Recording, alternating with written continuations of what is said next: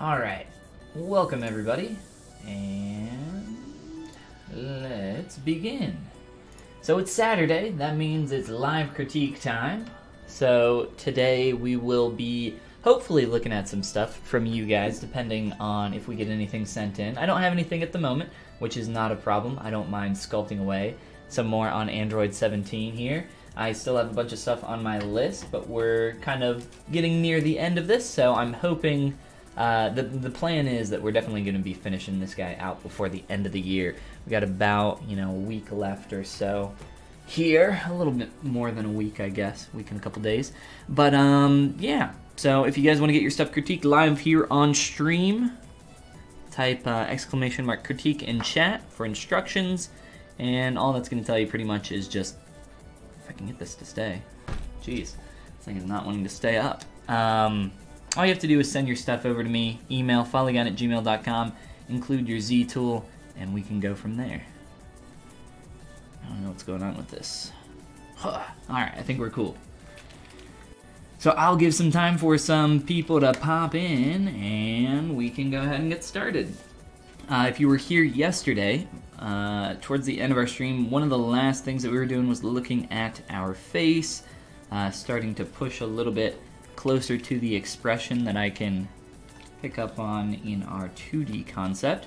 We're going to start off just doing a once-over pass on our boy here, and then going from there. I was doing a little test render yesterday. Let me see if I got that handy.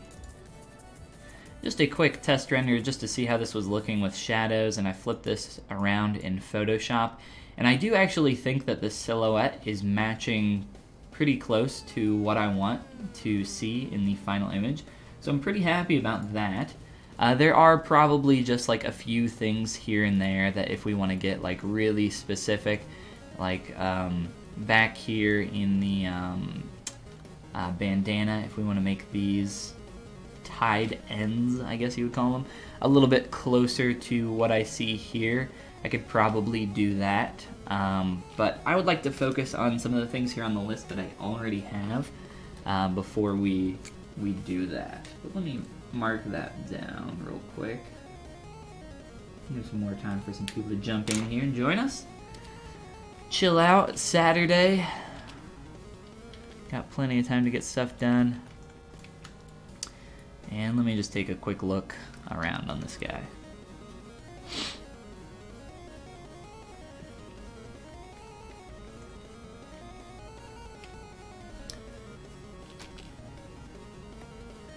There might be like some few shape changes that I could make up here as well.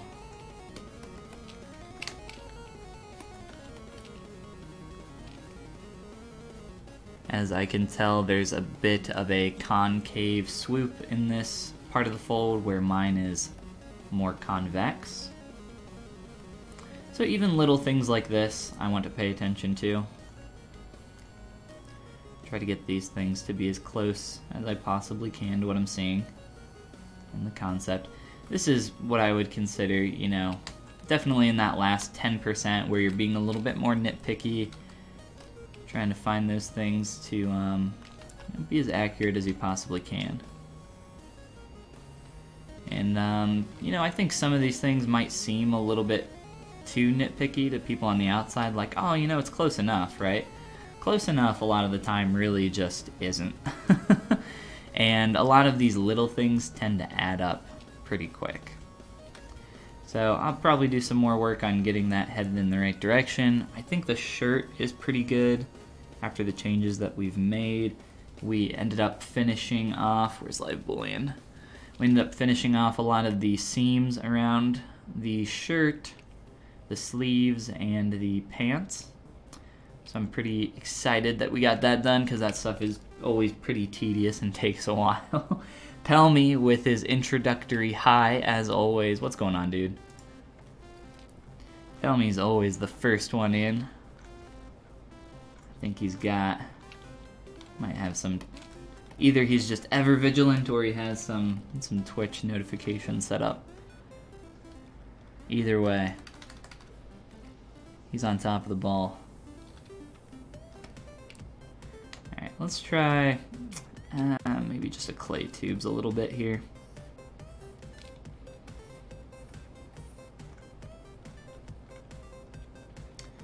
And I'm just going to continue working on this guy unless we end up getting some stuff to look at for the critiques. I don't have anything right now, which is totally cool. I do not mind. I know that people are busy and, you know, it doesn't affect me at all. If anything, it makes my job easier here on the stream today. I'm totally cool with just chilling out and continuing to work on this guy. This guy's been a lot of fun to work on. And we're getting towards the end. I'm so excited. People ask occasionally, you know, I think somebody asked just yesterday, like, what's the best part of the sculpting process? Like, what's your favorite part? It's kind of tough to answer, but I would probably say, like, the end, like finishing a character. Or at least, like, being in those finishing stages where, you know, you're in that last 10%, and pretty much you could say the character's done probably, but you just want to keep pushing on it and try to go farther than maybe what you've done in the past on some other projects. I always try to push a little bit further on each character that I work on.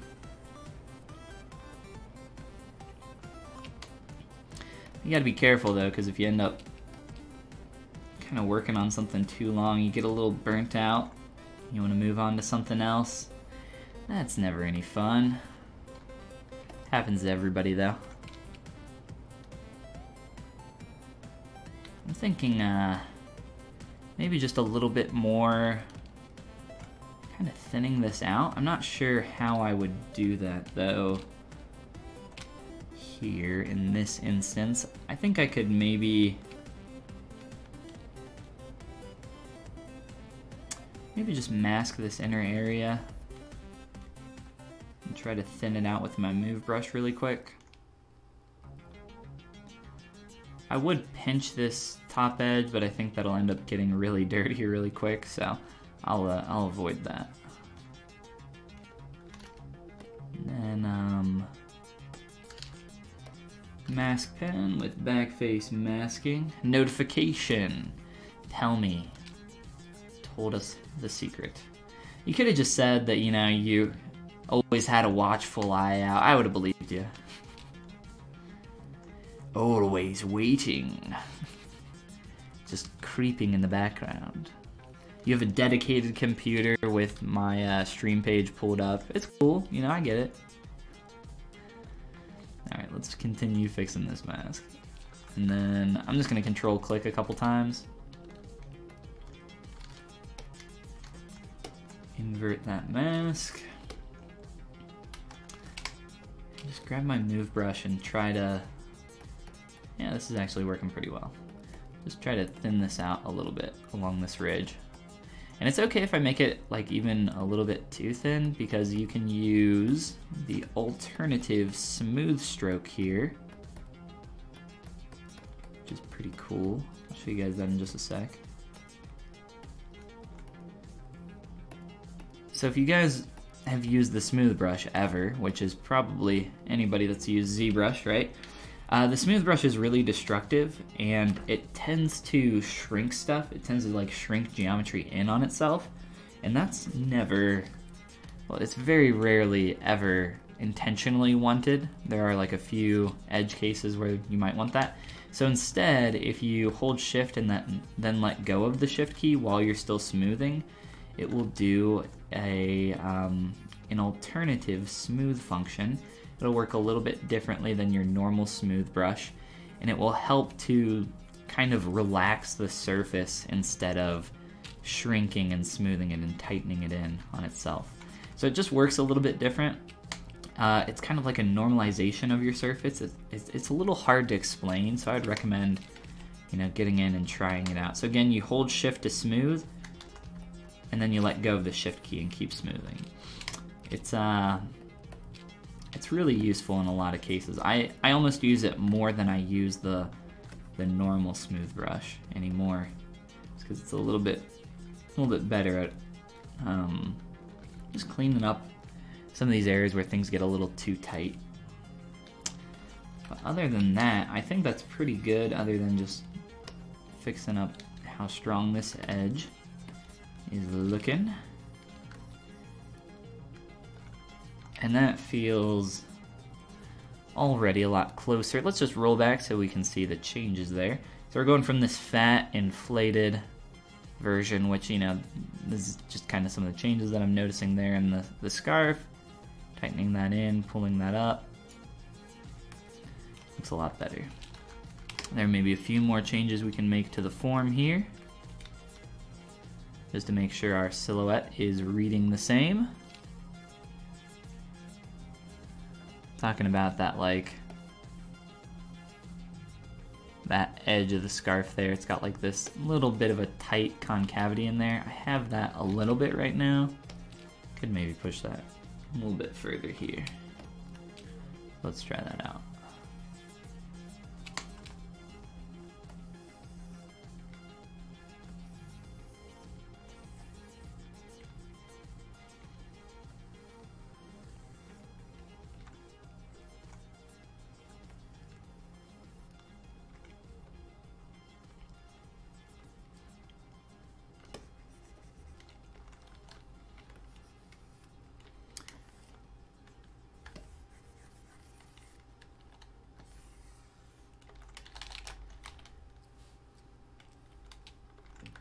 I don't really want this like super tight line in here because I don't see that in the reference. I'm more so just, there we go, that's pretty much the shape that I'm looking for there.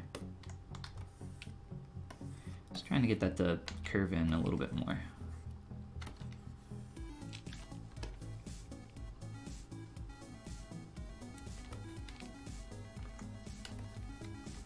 Just a little bit of finagling to get it to do what you want.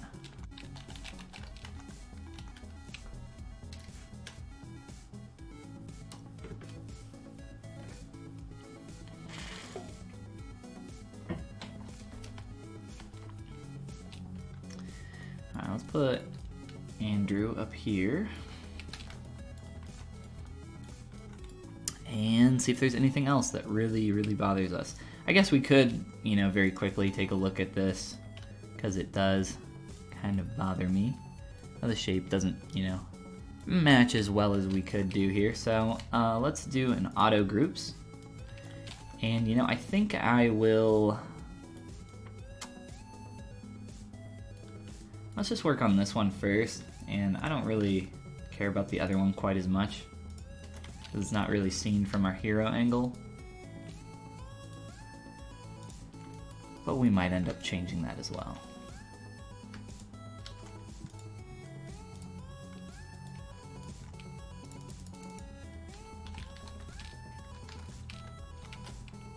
So the first thing I want to do is,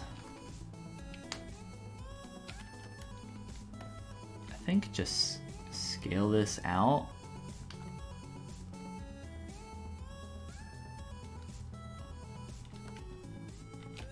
Kind of just stretch it.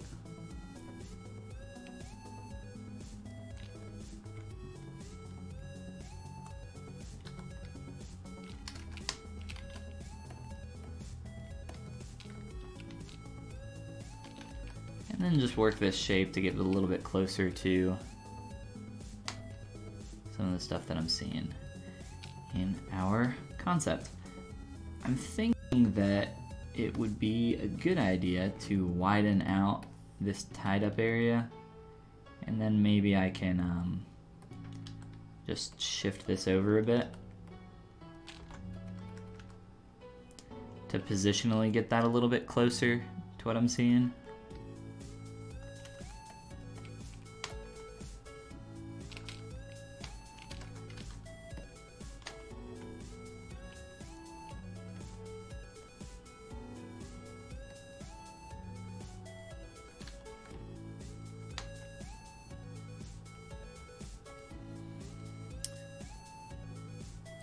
Interesting curve happening there, but honestly I think that's close enough in this case. And then let's just reposition some of this stuff.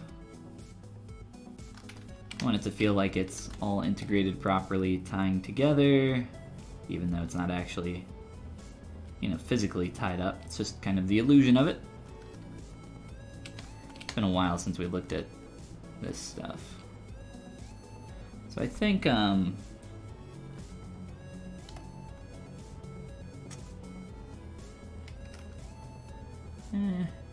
don't know, this isn't so crazy back here.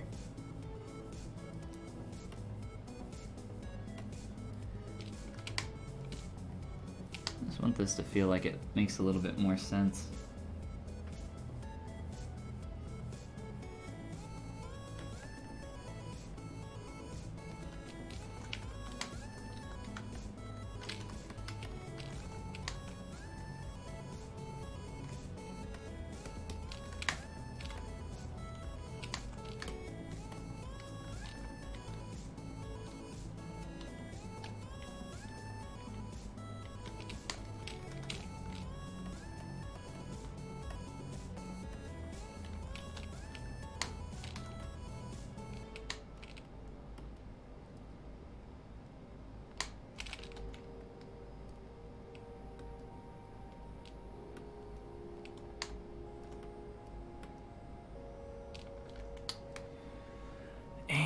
Let's see. Now get those playing a little bit nicer in there. Fix them up just a tad. I want to get a little bit more of the shadowed, kind of like tight area in there. In the, actually in both of these a little bit. We can do like a little bit of a test over here. Oops.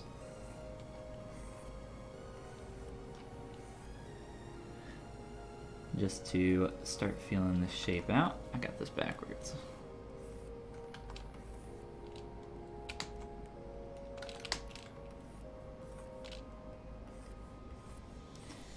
And there's a little bit of texture that I have on these that I'm just probably going to reapply on this, which isn't too hard.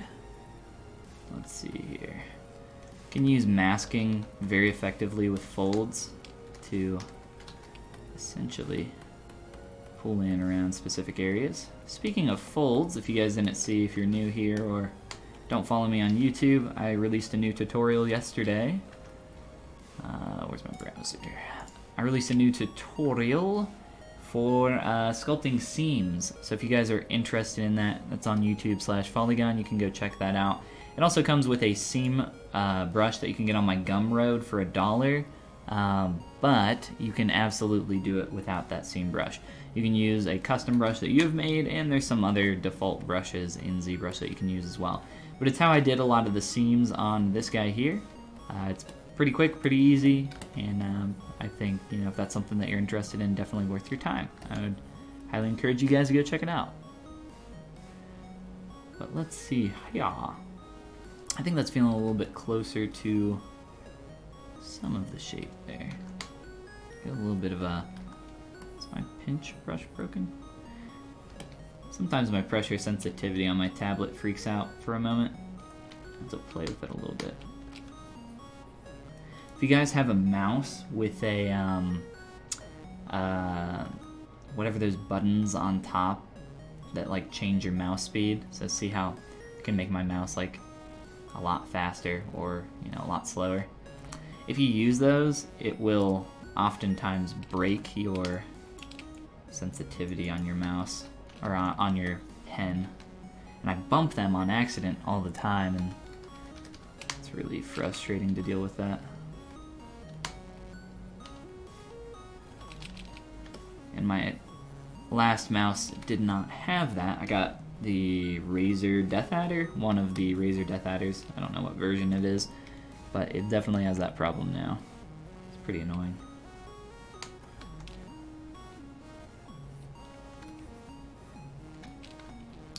Alright, let's hit up the other side as well. Still need to make sure that this stuff is feeling really integrated here. Like it's actually tucking in and folding and being a part of this wrap.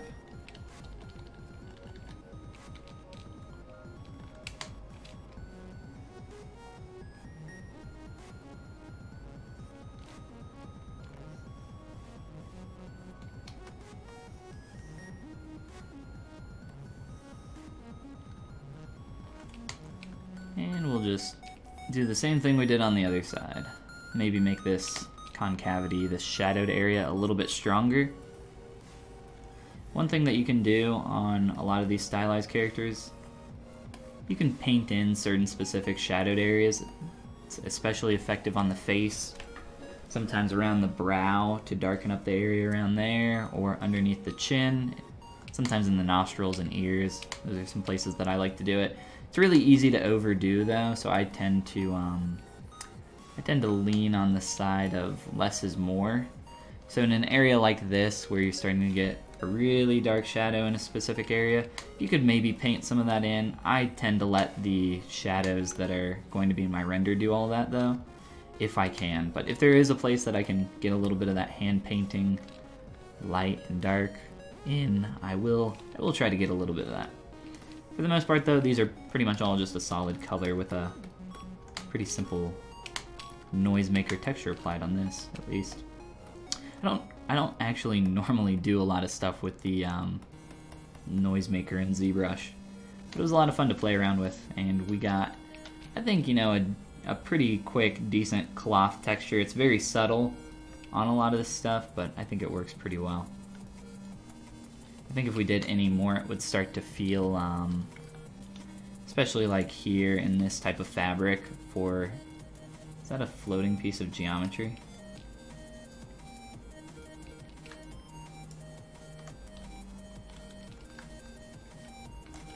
What is that?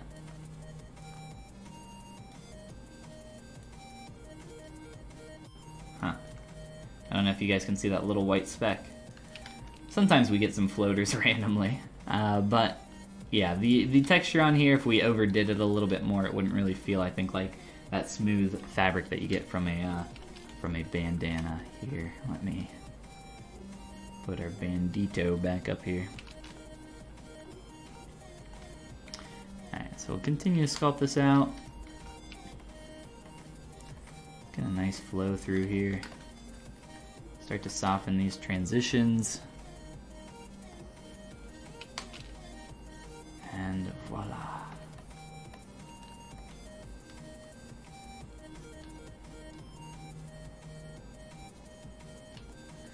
Let's try tightening up a little bit more through here. So this is basically a practice right now in the concept of edge quality. Edge quality is just thinking about sculpturally. This is also something that you would do for 2D as well. Think of it like line weight, but in 3D. So edge quality, we're just talking about how, you know, if we have this specific shape of this fold coming out here, we don't want that to be the same strength all the way through. We want that to slowly start to fade out and blend into the rest of the form. Especially in, you know, folds, cloth, anything, even in the face. There's a lot of specific instances of that edge quality concept. One of the specific areas would be underneath your eyelid. If you end up having the same tight kind of line underneath the whole eyelid, it makes your characters look really old, unless that's, you know, specifically what you're going for. I recommend that people often try to start really tight, and then as it comes out, start to blend or fade that in.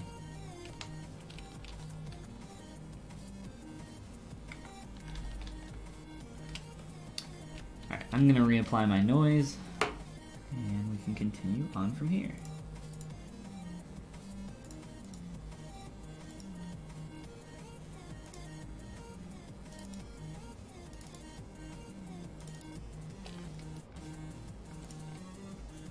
Now this ends up looking a lot more strong than when you actually apply it. That's just the pre-visualization of the noise. So after we click apply, it's, you know, a lot more weak, I guess.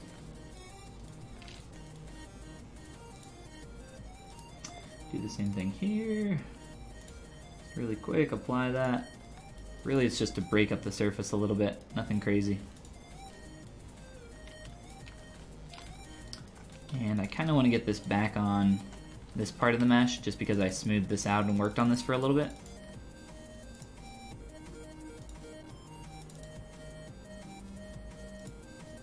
So it should only apply up there. Subdivide up so it gets applied on the highest subdivision level. And I think we are good to go. Cool. Just make sure it's not like super strong in any one specific area, which I don't think it is.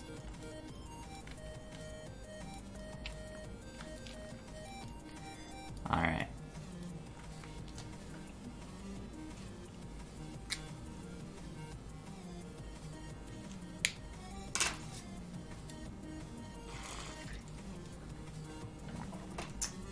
I'm gonna mark off seams because I forgot to do that on our list.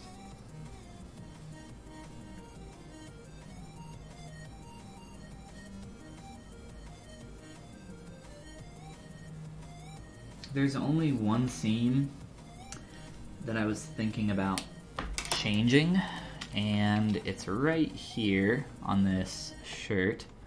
So if we turn on live boolean, I was thinking that it might make a little bit more sense if this seam line was flowing tighter underneath the armpit. Just kind of looking at some of the clothes that I own and how that seam works, it makes a little bit more sense that the seam should hit in the armpit where it transitions from going up the shirt there and then curving out to the sleeve. So I think that makes a little bit more sense, and I think I would like to do that. I know it's like something that's very small and subtle, but you know, going that extra little bit on this kind of stuff makes it feel a little bit more realistic, even though it's something that's stylized, right? Lamentios, what's going on? Yes, it's Bully Saturday, or as I call it, Critique Saturday. If you guys want to get your stuff critiqued live on stream, all you have to do is email me, follygon@gmail.com. We'll take a look today. But for now, we're just kind of continuing on the Android 17 sculpt that I've been working on. But if we end up getting some stuff, we'll take a little bit of a break and get to work on some of that, which I think will be a lot of fun. But it just kind of depends what we get for today. I'm in no rush at all. Let's grab our seams and our shirt. And I am going to just manually slide these with my move brush and hope that, you know, I can just align this properly.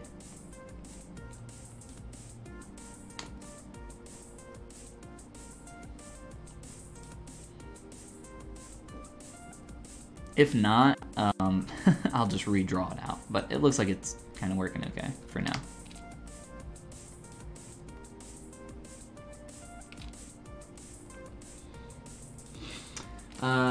I'll send one now. It's just a basic block out, but maybe you can make it into a learning experience for us. Sure, send away.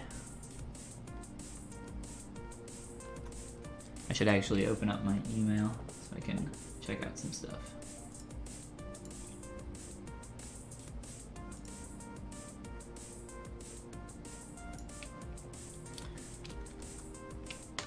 So again, don't feel like you have to have something that's super finished or polished. That's not the objective here.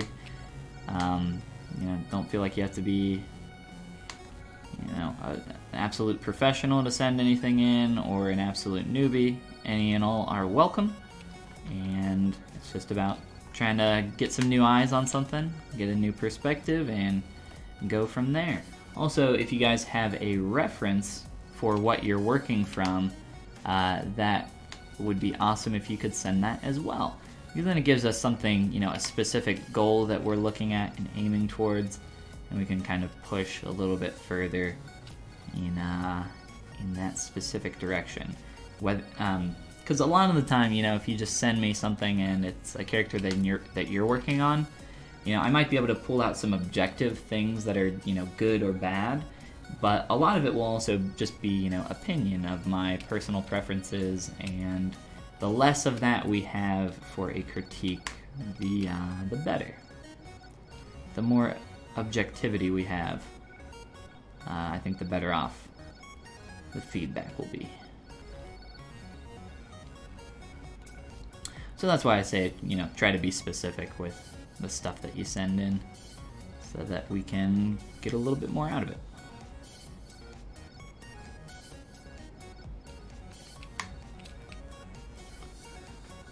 Now I think I want this line just kind of going up here more to the pit.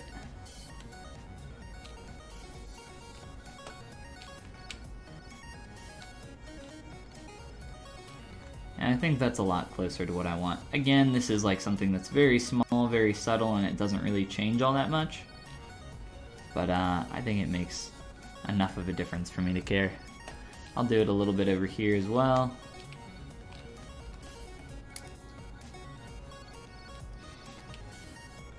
Deuce, what's going on? Welcome to the stream. I hope my S was long enough for all those S's.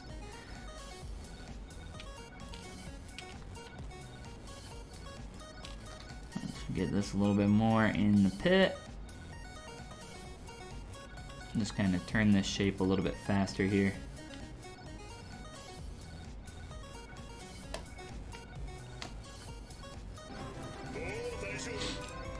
And thank you for, oh my gosh. I don't know what just happened there. Thank you for the follow, appreciate it. My voice stopped working the way it normally does.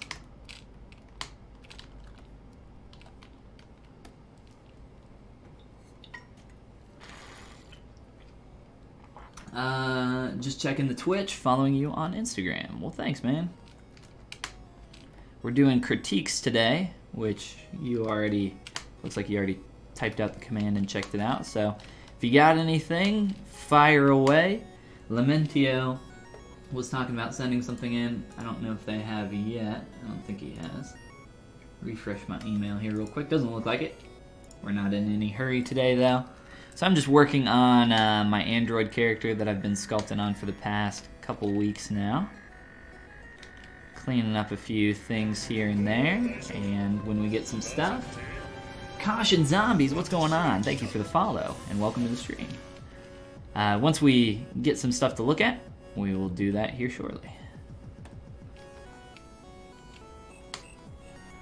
So just a few little cleanup-y things right now.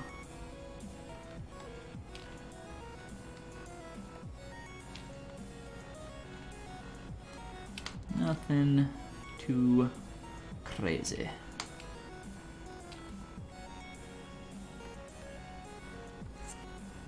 Check that live boolean again.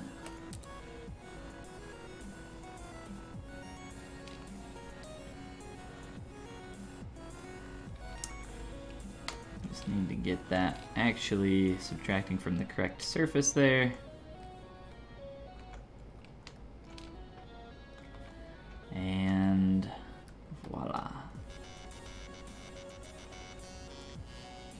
Alright, that's feeling a lot better to me. Just the small little change there, it feels like it actually makes a little bit more sense for where that seam should be. If anything, you know, I could maybe tweak a little bit more of the angle here in some areas, but, you know, I'm pretty happy with this result.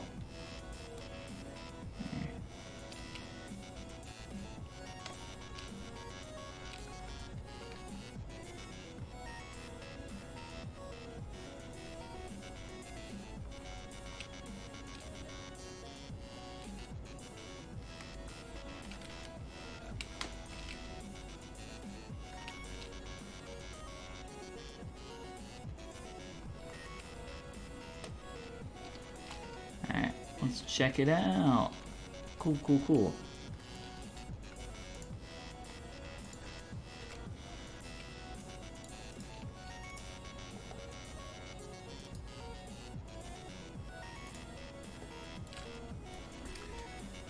Alright, so let's see. There's definitely some stuff I want to do with the hair texture, just because pretty much all we've done thus far is kind of dirty it up, get it a little bit more, just a little bit more visually interesting so it's not all, you know, flat on one side.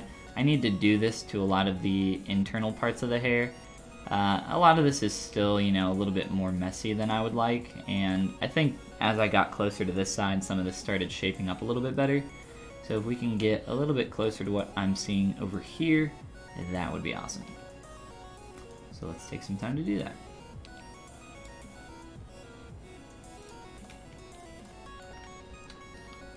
I've just been using my sharp soft edge brush. It's kind of like a dam standard, but a little bit more soft. A little bit of a different alpha applied on here. Essentially what I've been doing to the hair is, you know, pretty messy work. Let me open up my door real quick. I've been keeping it pretty messy, but, you know, just trying to get some straight. He's got pretty straight hair, the texture that I can see in there. We're just trying to get a little bit of that break up there. So nothing too crazy, just a few vertical strokes for where this can be seen. And this whole piece is really seen through here.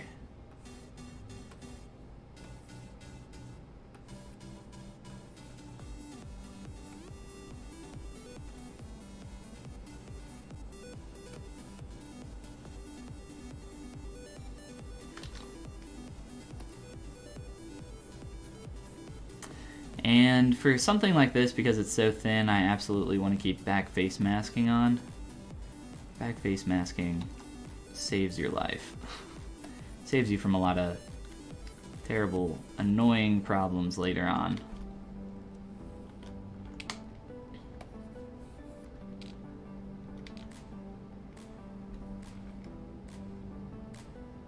So I've been playing around with just, you know, this quick, dirty little texture. And I've also been playing around with the idea of doing something a little bit more specific.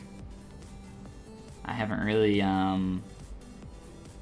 decided exactly what that's going to look like yet, but I at least want to dirty up this form, break up the way the light's hitting it, before we push that to the next level.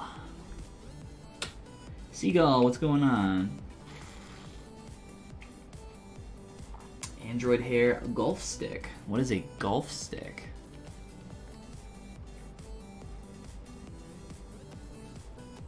Golf stick.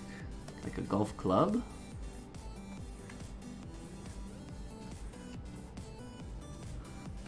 Never heard a golf club been called a golf stick before, but I like it.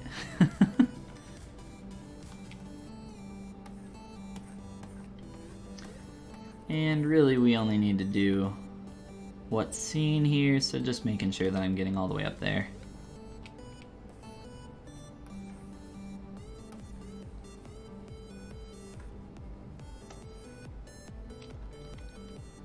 And just breaking that up. And I've been smoothing a lot of this back, but let's just kind of keep going here, making sure that we're getting all this textured. And we can turn off part of the head and hide our eyes and everything else here.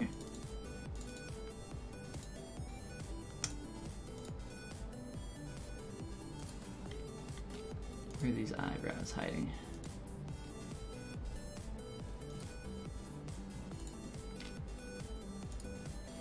So this is what our hair looked like before.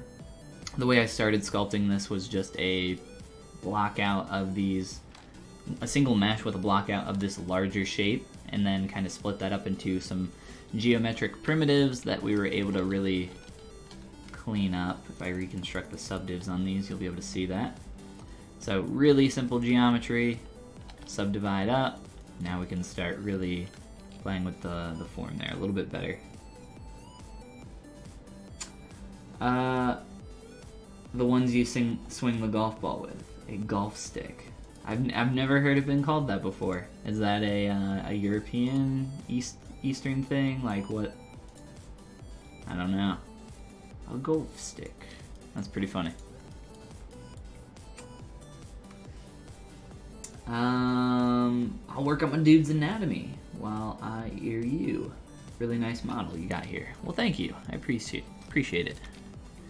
He's getting closer and closer to the end with each day. We're gonna be probably finishing him off here next week for sure. That is the plan. We're kind of in the final stages of this, so I'm excited to finish this guy up.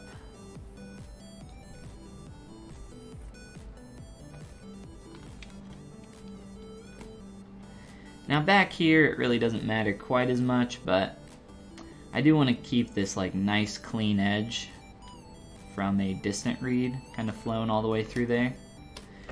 Just because that's what we can see in our reference image. If I pull that up here.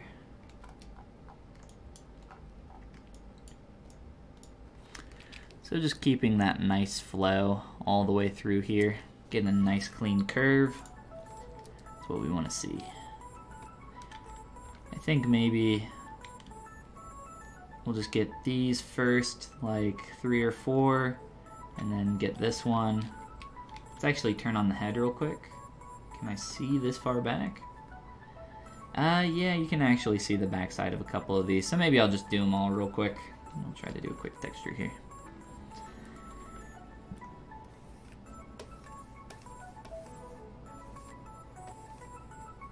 Pretty much only the bottom edge though, so let's get that. Dirty it up real fast.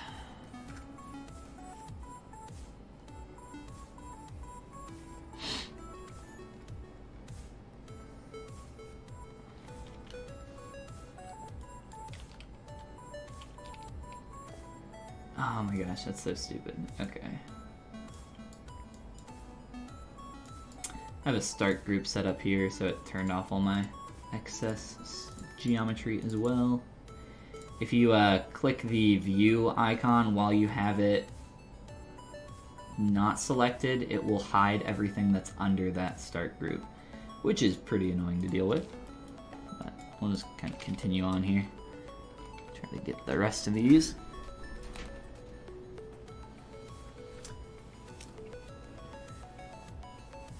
Might be your bad English. Deuce calls it a golf stick too. European. That's what I'm guessing. Yeah, I said it. Maybe it's like a Eastern thing. Here in the US we call them golf clubs. A golf stick. There's a lot of like little things like that, like pantry, cabinet, like slightly different, you know, words that I still know what you're talking about, but it's just interesting. We still understand each other.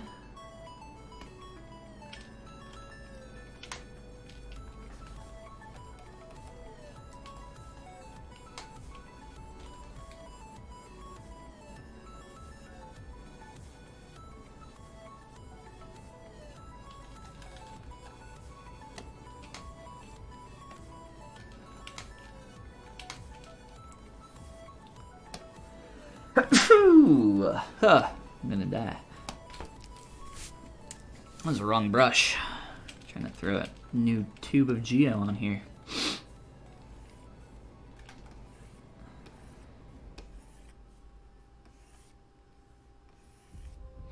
By the way, if you send anything in for a critique today, let me know. I don't have my... I have to keep my chat pulled up and I can't keep my email pulled up at the same time. So if you do send something in, just tell me, and we can take a look here. Take a break from what we're doing. Thingy-chan says, bless you. Well, thank you. Peace be with you, and also with you. Typically, I feel the sneeze coming, and then it just disappears completely, and I hate that. So... finally, get that sneeze out.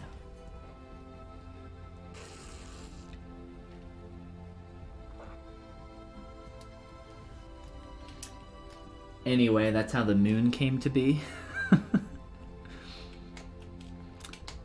Is this a who built the moon scenario? The moon is hollow and made of cheese. That's right. Tell everybody you know.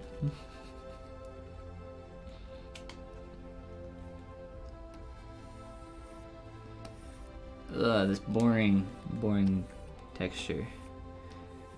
But most of this isn't seen, so I guess it's okay.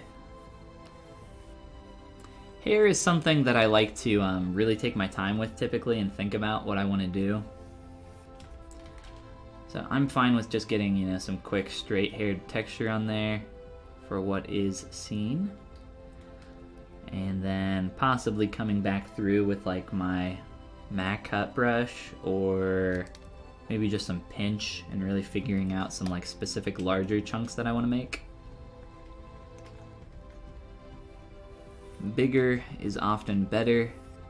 More simple is often better with this kind of stuff.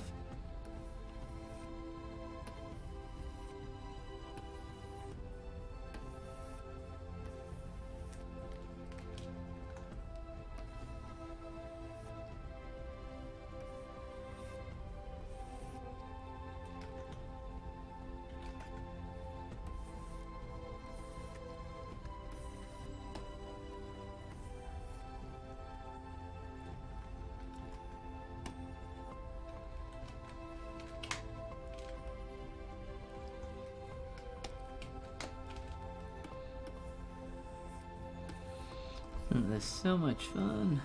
This stuff is like this stuff is so repetitive and boring. It's the same motion over and over. I'm even using the same brush size. I don't recommend doing what I'm doing right now. I'm really just trying to get something on my surface so that it's not so flat. Most of the time when I do this for the hair, I've been like smoothing it out as well quite a bit, just to have that texture not be quite as strong. But I want to get a little bit of some bump on this, and then maybe come back through with something else. Try to clean it up a bit more.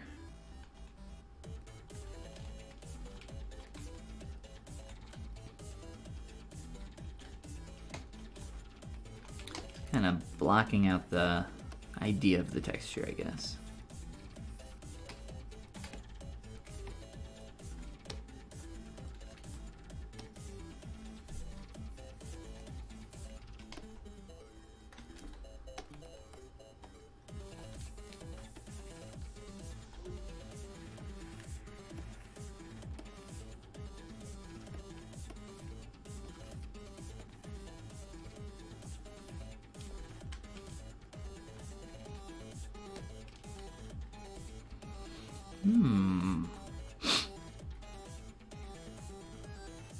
It's a fun shape.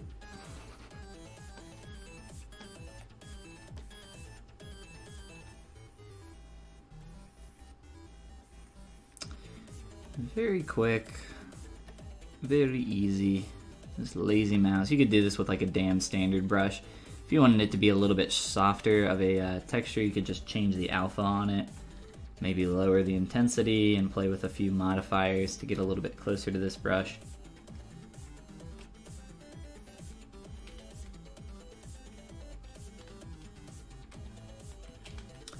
I don't think too much of this is seen up here, maybe from like a specific angle.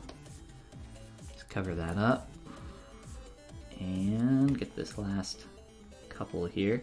I think that one doesn't matter.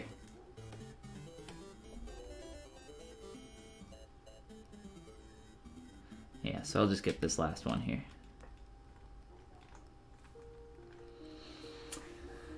Sent the email. Awesome. I will check it out right after I finish this last little strand of hair. Figure out this texture.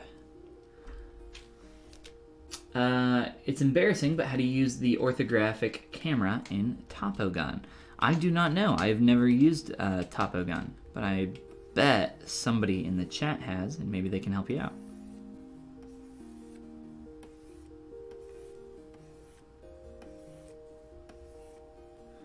You're asking the wrong guy.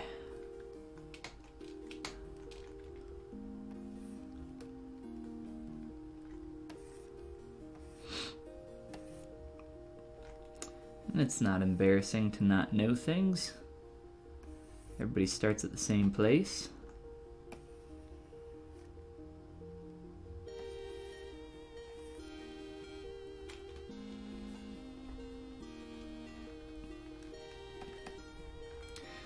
All right, let me save this out and we can take a look at what Lamentio has sent in for our live critique session today.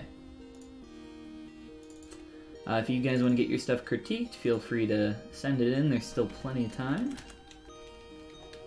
pretty much the way this is going to work today is, you know, I was just working on this a little bit, and if you guys don't send anything in, then that's going to be it for today. It's, like I said, pretty chill day. Just taking care of a few things on Android 17 here, and then if you guys need some stuff critiqued or want some stuff critiqued, we can take a look. But other than that, that's about it. So let's see. Let's find out what Lamentio derpity derp. Alright, let's see. Very nice. Here, let me download this. Oh, sorry. Give me a second here.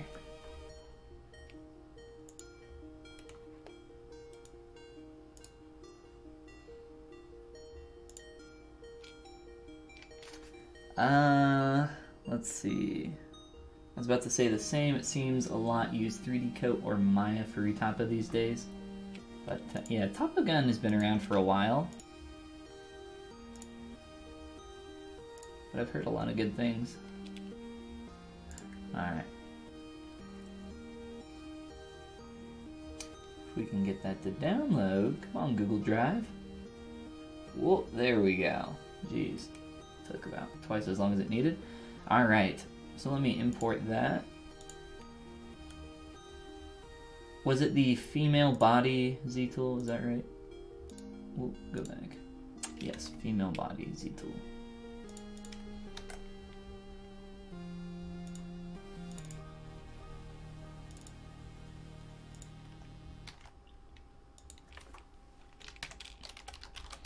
Create a new folder for you, Lamentio.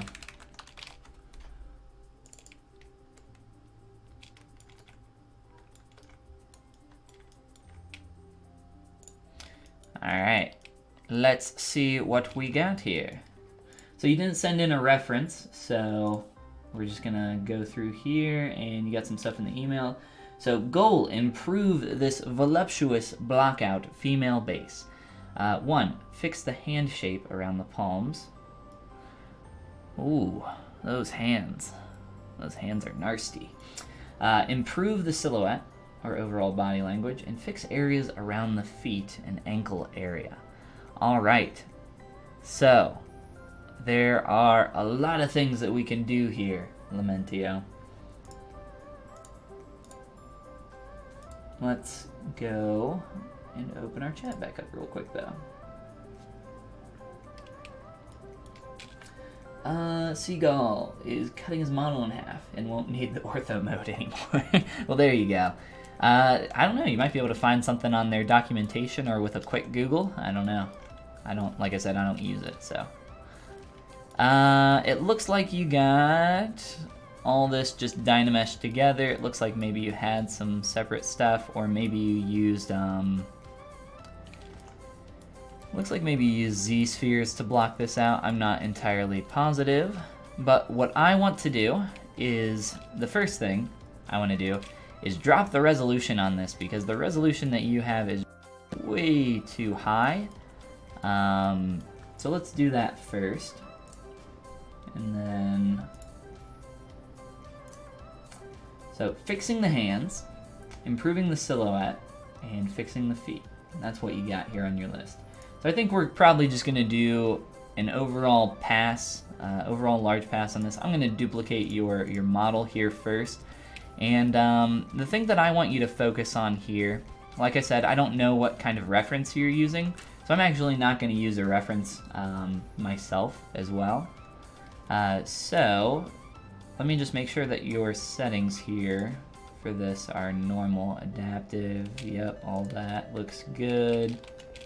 I'm just going to polygroup this as one mesh and click on ZRemesh at the default, which is 5K. So I'm going to destroy a lot of stuff that you have here in terms of, you know, some of these smaller details, but really at this stage we don't really want to worry about that at all. So there's a little bit of that.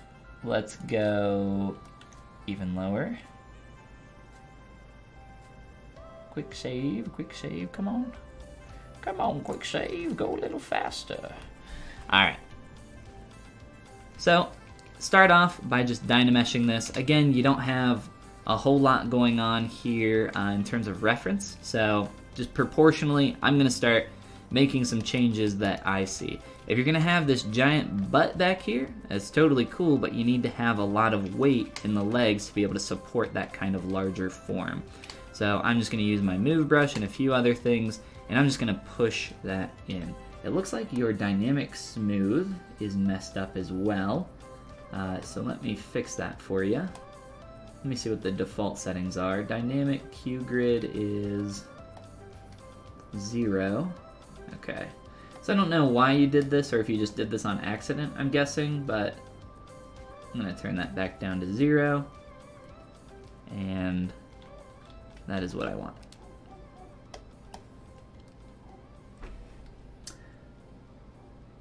You're right, your Google patience has grown really short.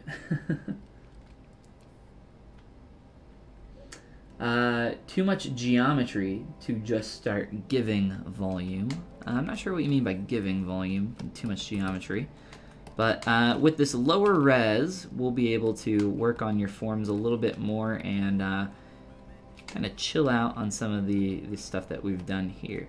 So I'm going to do a combination of just kind of basic cleanup with my move brush, moving some stuff around. Here in the face, some of the stuff that you've done here, you know, proportionally, we'd probably want to tweak. The nose we can fix and get rid of. I'm going to get rid of these breasts for now, because we just want to focus on the shape of our chest at first. And just after a little bit of cleanup here, let's just knock some of this back. And from here, I'm just going to start dynameshing things and breaking things up. So the first thing I want you to, you know, focus on here, Lamentio, is just taking a step backwards. A lot of these forms just aren't super clean and not super accurate anatomically. You know, I don't know if you're going for an anatomical character here, but you know, there's a lot of reference and rules that we want to pay attention to if that is the case. If it's not, in terms of stylization and stylized characters, it's not in a very appealing shape, not a super appealing silhouette or appealing proportions. So I'm going to try to push it a little bit more in that direction. And the way we're going to do that, first, of course, you know, just a little bit of cleanup here with smoothing and cleaning some of that stuff up. But next, after that, what we'll do is start breaking things up, which I will do here in just a moment with some Dynamesh and everything else. Do it, break it up, yeah, that's what we're going to do here in just a moment. So, I'm going to come in here and chop off your armies. I'm going to chop off your head.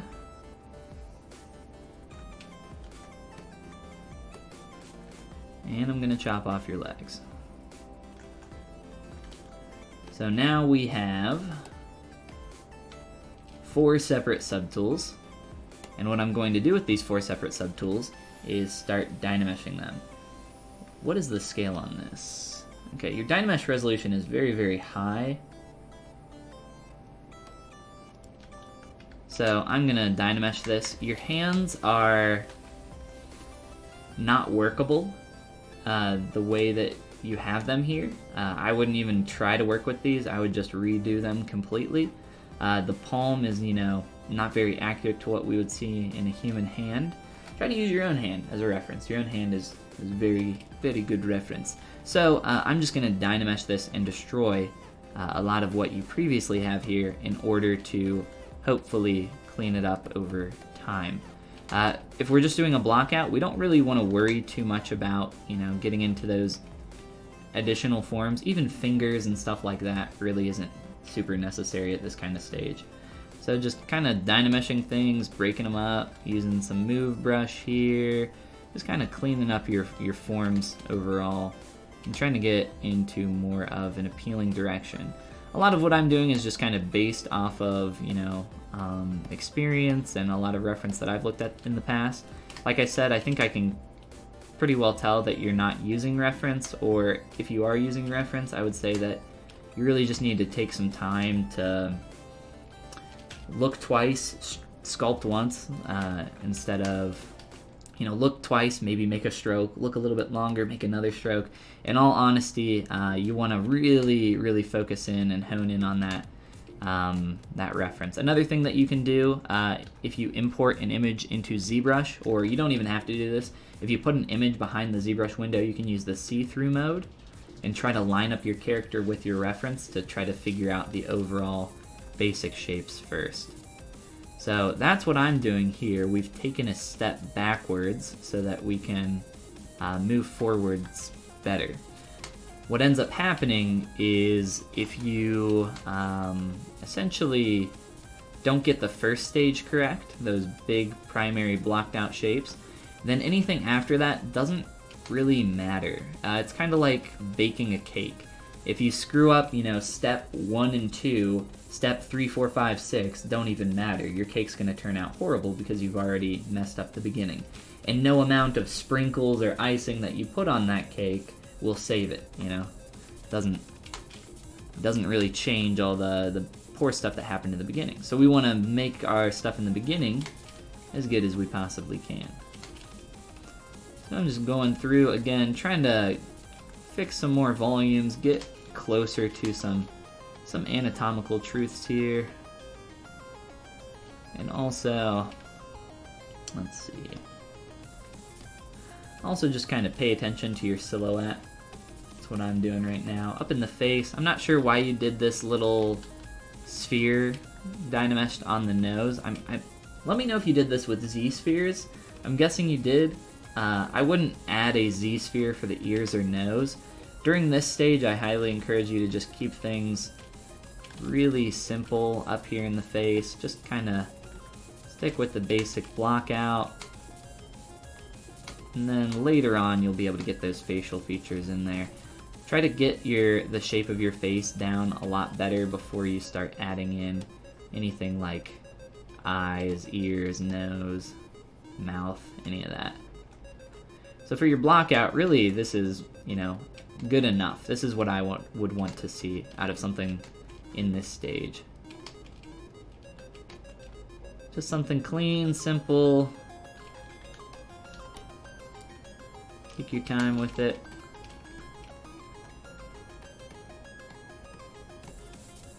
If you're going for more of that like anime style head, you got a pretty big noggin here, so probably going a little bit in the right direction for something like that. You could maybe clean up that jawline a little bit more if you wanted to start playing with that kind of stuff already.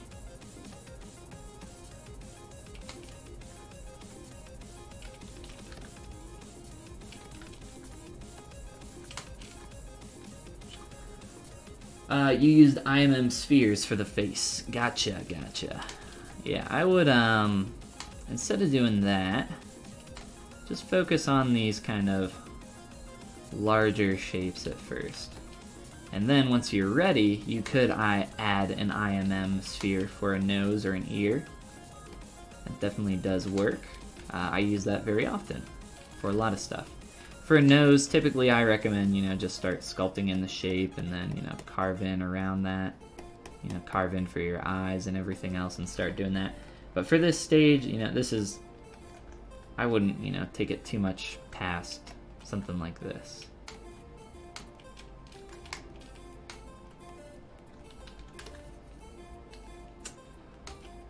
And let's take a look down here at our legs next. So I like to break the legs typically at the hips or at the butt. For something like this, we'll just break it at the hips. And for your basic butt shape, I tend to just like square off a lot of stuff back here. And you can maybe get a little bit of volume back here, but don't really worry about, the shape of the butt cheek or anything like that right now. That's not really what we want to focus on. I know it's fun to sculpt butts, right? And we want to get into that. But what happens when you rush a little bit too fast is you end up, getting this, maybe the shape here isn't so terrible. You definitely do have some good form in here, But what we end up missing out on is we get this huge silhouette that you got going on right now that makes the character feel really, really back heavy, like it's gonna tip over, or just really malproportioned. So that's the kind of stuff that we want to focus on here in the early stages. We can just do a quick proportional check from toe to ankle/foot and figure out, you know, maybe make this torso a little bit longer, maybe just move this down a little bit, just a very quick proportion check. And then just, you know, clean up this area around the hips and start working on this as well.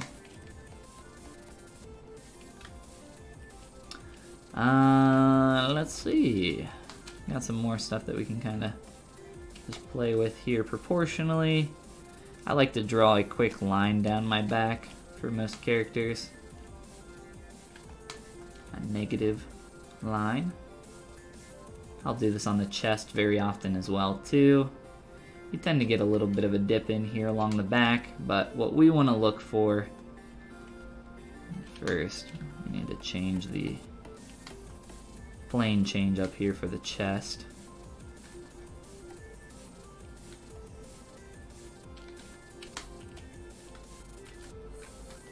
And for the rib cage area,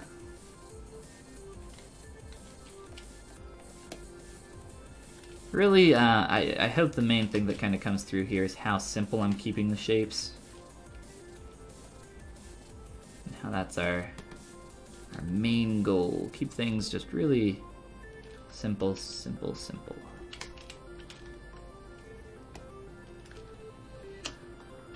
JSY, what is going on? As well as Belgian Wowful. I thought that said Belgian Werewolf at first, but welcome. Welcome, guys. We're doing live critiques today. If you guys want to get in on it, send your stuff in. If you have a reference as well, send that too, and we'll look at it live here on stream.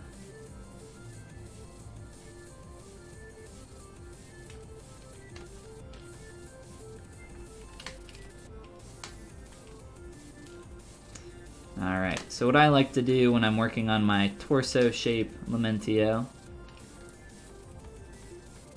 start with the upper area, getting the transition of the torso, the rib cage, the chest, and then sometimes even breaking off here around the second section.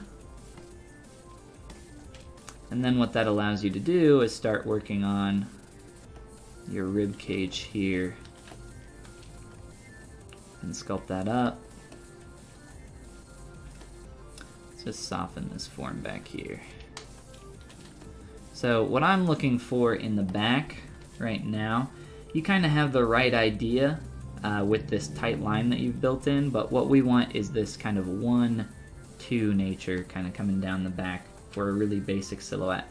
A way to make that even more accurate to anatomical correctness is we'd want a 1-2 for about the shoulder blade area, and then kind of come in and swoop down from there.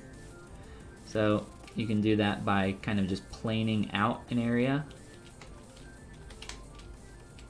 and just by tweaking and pushing some stuff around here.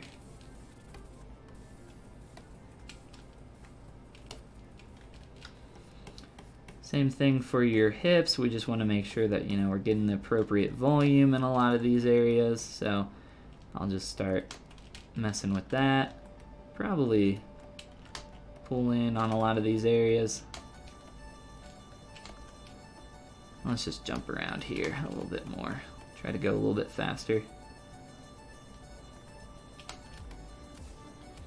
There's also some problems with just volumes here that we'd want to look at.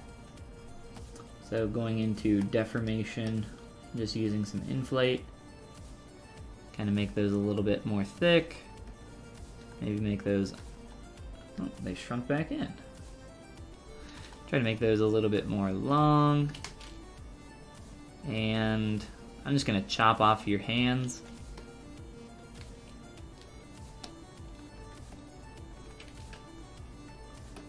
what I recommend doing for your hands, especially at this stage, you know, you got to get that basic shape first. I can definitely tell that on your hands for this character, you've just jumped ahead a little bit too quick. You know, you weren't. It definitely looks like you just kind of dynameshed the fingers in here. I can tell what's going on. So instead of doing something like this, just really focus on getting that initial shape of the palm. And then after you get that shape of the palm, then you can start focusing on individual fingers. Like with this guy, what we did was we spent a long time focusing on just the basic shapes of the hands. And then after a while, I made a finger, and then I really focused in on that shape of the finger, and then I made multiple fingers just by duplicating them and reconstructing them a little bit to fit what we see going on there. So just a little bit too much rushing, I think. Other than that, though, I think you can absolutely do this. I think it just takes a little bit of time. Let's drop a lot of these shapes down super low poly. And when I say super low poly, I mean take ZRemesher and crank it down as low as it will go. This is what I want you to do. Whoops. And this will really force you. Either Dynamesh or ZRemesher. It doesn't matter which one you use. Just put them on the lowest resolution possible. I recommend ZRemesher just because you can use Dynamic Smooth and some other stuff, but play around with these shapes as simple as you can.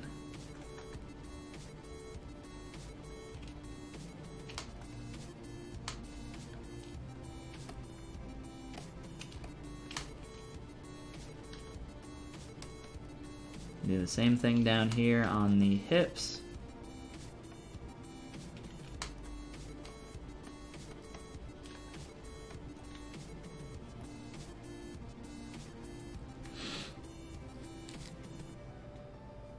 I was too focused on how I wanted it to look instead of really taking a few steps back to focus on how I'm going to get there. Very awesome to see this redone. Yeah, no problem, man. You know, if you're not, I don't know if you do a lot of 2D stuff, it's always helpful, but in terms of, you know, concept art, and if you're trying to make your own thing from memory, from your own imagination, just understand that, you know, that is a thing that is also completely separate from art.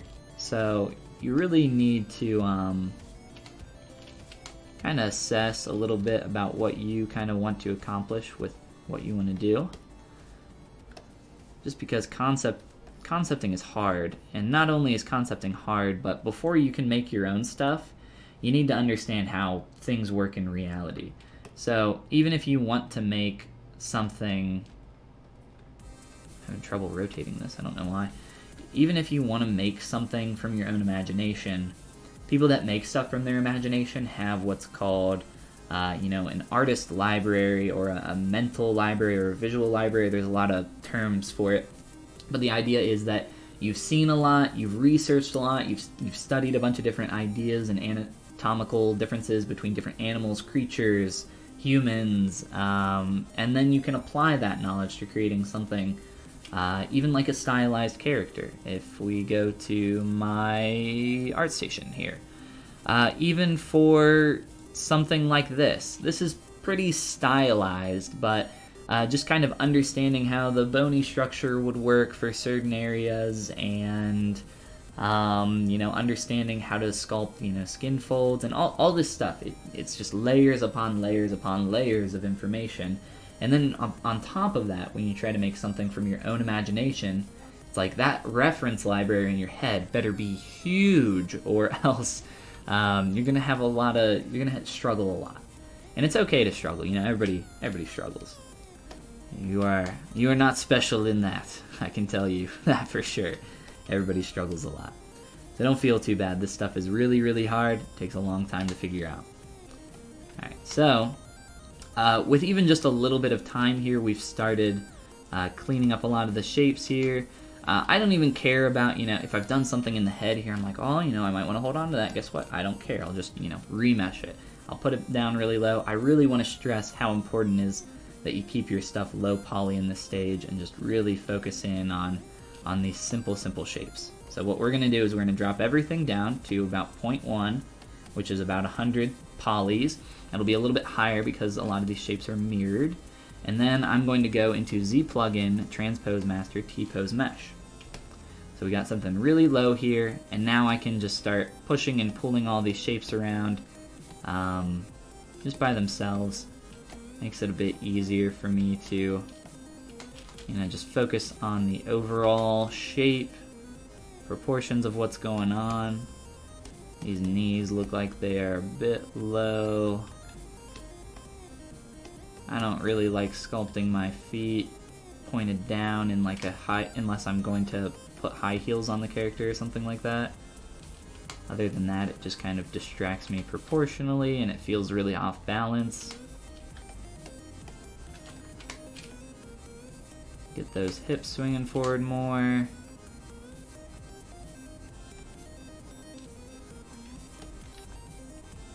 Whoops. Figure out this head position a little bit better that we got going on. Get these arms feeling a little bit closer to where we want.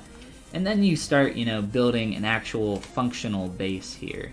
So now I can just kind of figure out the weight of my character, and maybe, just skew that a tiny bit. Make sure that proportions are feeling okay. If anything, maybe the head could be a little bit bigger.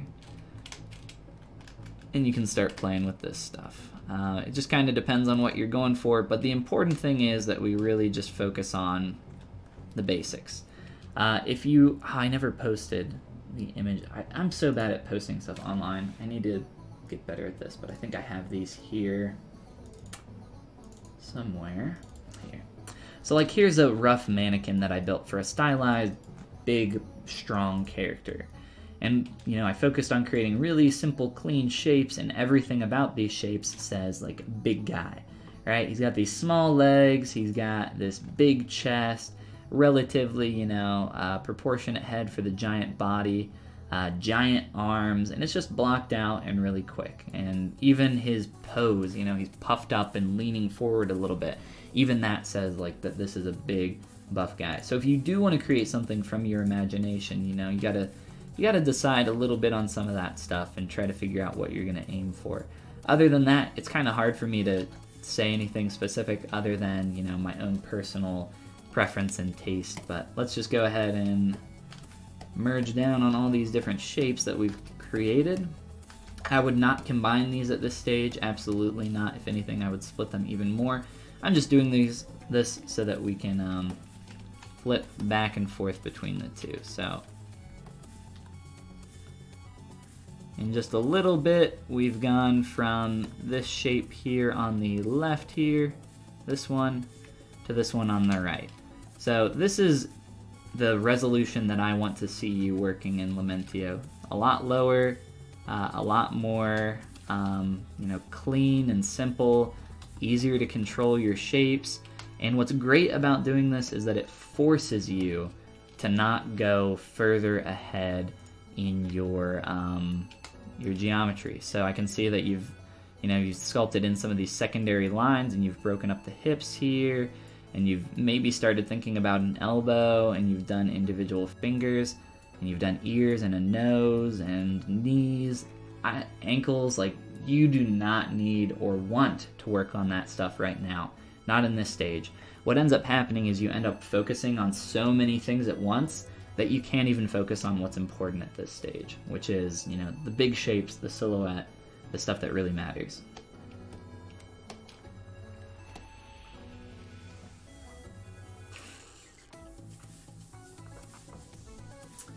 The palms are just extensions of fingers just glued together. Yeah, typically what I'll do for something like during this stage for a block out is I'll just, maybe pull, whoops.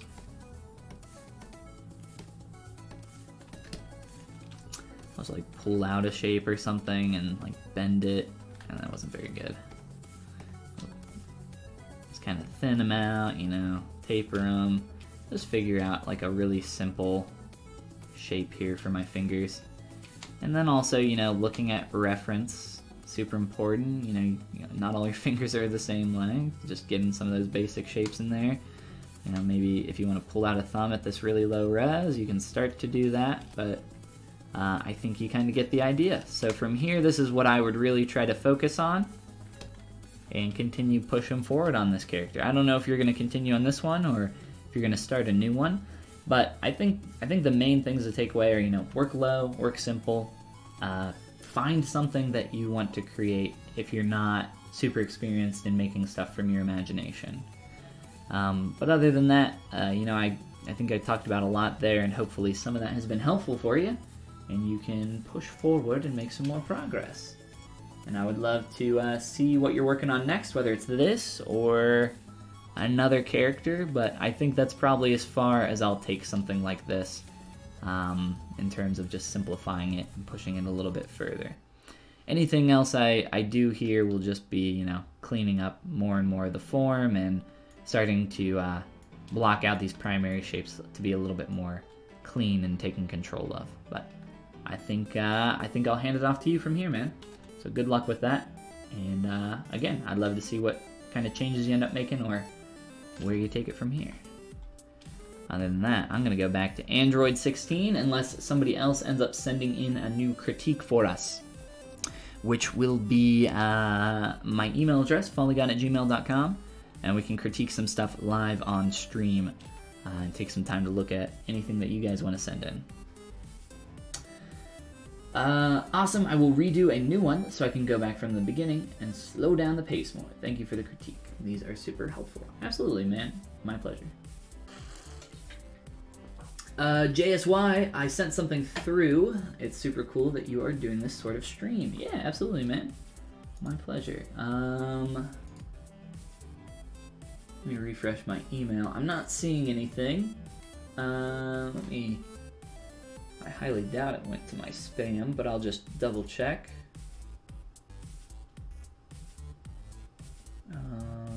Where even is my spam folder? Gmail! Ah, it's under more, of course. Nope, I do not see you. Maybe make sure the email is correct, but other than that, I don't know. I'm not sure. The bully has shivved me in my kidney. Yes, Bully Saturday. I'm here to bully your work now. We're doing critiques. Yes, I will tell you how terrible your things are. No, that's not my objective. Are those notches in his belt buckle in the image? The notches. I'm not sure what notches you're referring to. The vertical lines? The vertical lines are in his belt, if that's what you're referring to. Other than that, I don't know. Let's see, what else we got on the list? I'll continue working on this guy. You will resend it? Awesome. Here, just to make sure you're getting that correct. Let me make sure my email is spelled correctly in here. Follygon@gmail. Yes. Alright, so there's my email address if you guys need to grab it and send me something for the critiques here today. Let me make sure I didn't miss anything else here in chat. I don't think I did. Cool.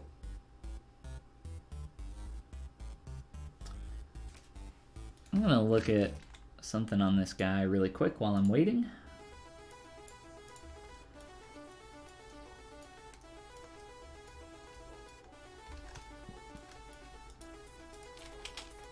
In the pantaloons.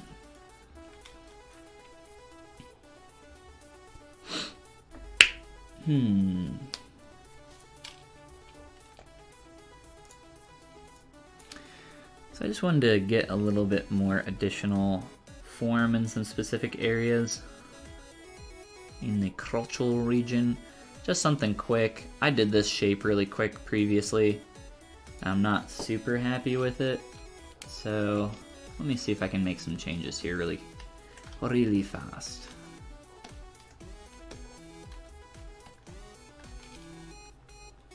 And I will open up my email to see if that thing shoots through. Oh, there we go. Got it this time. Critique me, senpai. Here's a character I've been working on for a bit. It's a fan art of Taliesin Jaffe's, probably butchered that, D&D character from Critical Role. I've been stuck noodling with the character for the past week. I don't really know how to move forward. Some references, and I appreciate you doing this. Thank you. P.S. You can pronounce JSY as Jesse. Awesome. Alright, download. Download from the iCloud. You sculpting this thing on your iPhone, dude? What's up? Like, what's the deal here? Where did this go?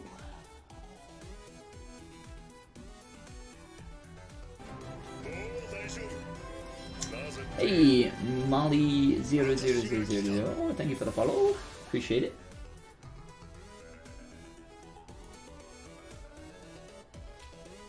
Odysseus.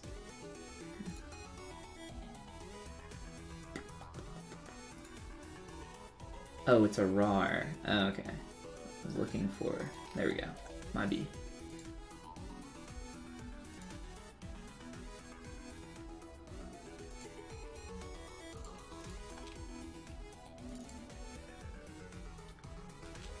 Oh, Windows.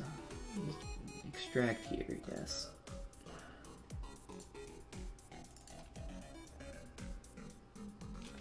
Huh.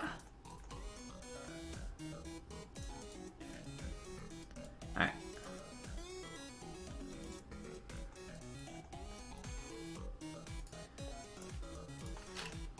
Un momento. Jonathan Young. Let me set you up with a folder here.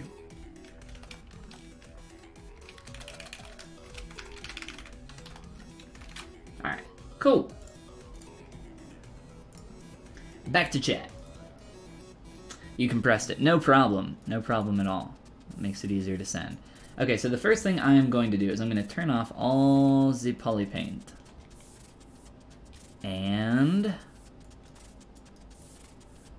let's import a few of your references that you sent us. Let's just grab...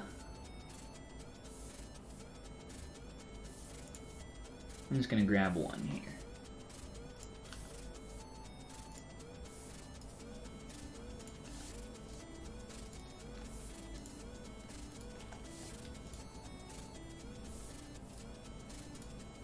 I missed the button. Okay, cool. So, this is a character from Critical Role. I actually just recently started listening to the season 2 of Critical Role, which has been pretty fun. Looks like a goat boy of some sort. But yeah, okay. Back to chat. Cool.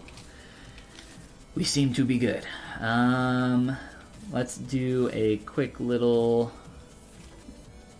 view of our dude here and what we got going on. So, the only thing I'll say about the staff is that I would tighten up some of the forms in here because it feels too soft to be a wood texture. So what you might want to do is use something like the pinch brush, which you've done a little bit in here, but maybe like the pinch brush without lazy mouse on, and just like come through and, you know, tighten up some of these areas. And it looks like a pretty smooth texture over top, so I wouldn't really, you know, do much texturing like a wood texture, which you can get fairly easy with like a clay tubes brush or something like that. Instead, I would just, you know, try to match a lot of these hard points. So you see how this is like a smooth transition here, and I think this is going to be a note on your character as well. Try using stuff like Move with AccuCurve turned on to get a little bit of a harder, you know, transitional point. You can like start to pull that out and just match some points in the silhouette a little bit more accurately. That is located in Brush, I believe under Curve, AccuCurve. So you can turn that on for your move brush, and then you'll get that sharp kind of pull out. And then maybe you can hit that outside edge with some pinch as well, and that'll help to, you know, get that transition to be a little bit more accurate. Other than that, you know, I think the staff and maybe the rock could use that treatment as well. The crystal up here, you might want to work on just make it a little bit closer. You know, playing around with adding some of those separate faceted shapes up there as separate meshes, and then maybe combining them later. All right, let's turn off the staff and check out our boy here. Let's check out the profile, see what we got going on here. I think overall the cloth, obviously you haven't done the armor up top, unless you have it in a separate subtool or something like that, which I don't think you do. I think I got everything on.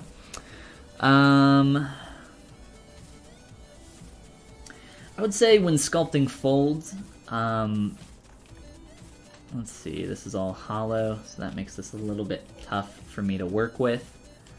Do you have subdivs on this? You do. Okay, so here's a little trick for you when working with folds. Let's see. There might be some volume differences you want to work on there, but the first thing I actually notice here, before we start talking about folds, let's look at larger shapes. Here in the shoulders, just looking at how this is transitioning, getting that sharp kind of hit on the shoulder. Now that might be the armor hit there, but you are going to want to make sure that you are getting that like nice deltoidal, right, transition around there. So that's probably something that you want to focus on a little bit more instead of getting that nice curved smooth. This makes him look a little bit more childlike in the shoulders, a little bit more feminine, and I think the underlying anatomy is also kind of suffering from that. So you might want to, you know, depending on what all you're focusing on here, and I think the underlying issue here, just looking at the anatomy, you'd probably want, the deltoid doesn't really come up that close to your neck. Feel your own deltoid. You got this little bony landmark where your clavicle comes from, all the way from the center of your sternum out to your the top of your shoulder there. That bony landmark, it's like this harder area, that's about as far as the center of your deltoid head goes. It doesn't stretch past that. It grips around it a little bit like a claw, but what you want to do is try to pull that out a little bit. And I think that'll help you get this transitional shape and get those deltoids a little bit closer. I don't know how important the body is to you or what this is going to be used for. If this is for something that's real time, haven't done the armor yet, no problem. Struggling with him looking too young. So, yeah, I don't think that's like a huge issue here in the shoulders, but just to get it closer to the silhouette and what I'm seeing there. So I don't know if this is for like a real-time application, if this is for a game, a short film, or anything, animation, you know, whatever you're making. But I would just, you know, focus in here on maybe some of those anatomical areas where that feels a little bit too sunken in. You know, he's some kind of like warrior, mystic, wizard. I don't know what class he plays. Shaman. I don't think Shaman's a D&D class. I'm very, very bad at D&Ding. I have DM'd a couple times though. But yeah. So I don't know. I would play around with a few of those things. I don't know if the body is really that important to you, but that will affect your underlying shape for this cloth here. For stuff like this, I would not do what you've done here, as well as down here in the legs for this armor. I got these together, that's no problem. So instead, what I would do for your leg armor and for your shirt, where it's got that filigree work, because this ends up looking really messy and it doesn't look very finished, I would tackle this in a completely different way. So what I would do is I would probably take the time to go back and clean this shape up, get some really nice clean hard edges, making sure that it feels like this armor, making sure that it feels like this wood. It looks like a wooden armor here. I'm not sure if it is wood, but I'm going to imagine that it is a harder texture since it's, you know, a shin guard of some kind. So I would really go back really clean this up, get rid of all of this, and just have the actual shell of this shape, and do some creasing along the ridge of this shape as well to get some nice hard crisp edges. And then from there, getting a quick save off real fast. And then from there, after you do that, add the filigree work on top of that. And the way I recommend that you do that is by using the Curve Tube Snap Brush. Going up into Brush, under Modifiers, you can change how many sides are applied on this curved tube with brush modifiers. But just to give you an example, you can then come through, so let's say I set this on like 4, just for an example so you can see. And then I start drawing out one of these shapes, right? And that's just a hard, planar shape on top of there. And then from there you can use stuff like your Z Modeler brush, hold space over your edge loops, delete edge loop, complete, delete a bunch of these edge loops, get rid of a lot of that additional form that we don't want to see. Just to show you a really quick one segment of this so I don't make the whole thing for you. We're just going to bridge these edges together, just like that. And then we're going to hold space again, crease, edge loop complete, and crease up some of these shapes. And what that ends up doing, if we get these edges as well, is it gives us a super clean piece of geometry that we can apply dynamic smooth to, and even use our move brush on and just start manipulating the shape if you want to make it, you know, taper or more thin in certain areas, and then, you know, start manipulating this from here even more. So this is what I would recommend for your areas where you have this kind of filigree work. It's going to help you clean it up, and you know, and it's not, you know, even if you think about it, if you're going to come in here and sculpt those shapes directly on the armor, if you want to do that, that's absolutely possible. But what you need to do is use something a little bit more clean, because previously, let's see, what subtool did I have that done on? So previously, it doesn't have the hard transitions that we want. I can tell that you've struggled and tried to pinch this and get it to a better place, but it hasn't really worked out for you. So you can do that, but I don't think it's the best way to tackle it. I do think instead using these separate objects will help you out a lot there. Let's see. Would never have thought to do it that way. Do I watch Critical Role? I've been listening to the second season on the podcast. I don't have enough time to like actually watch it.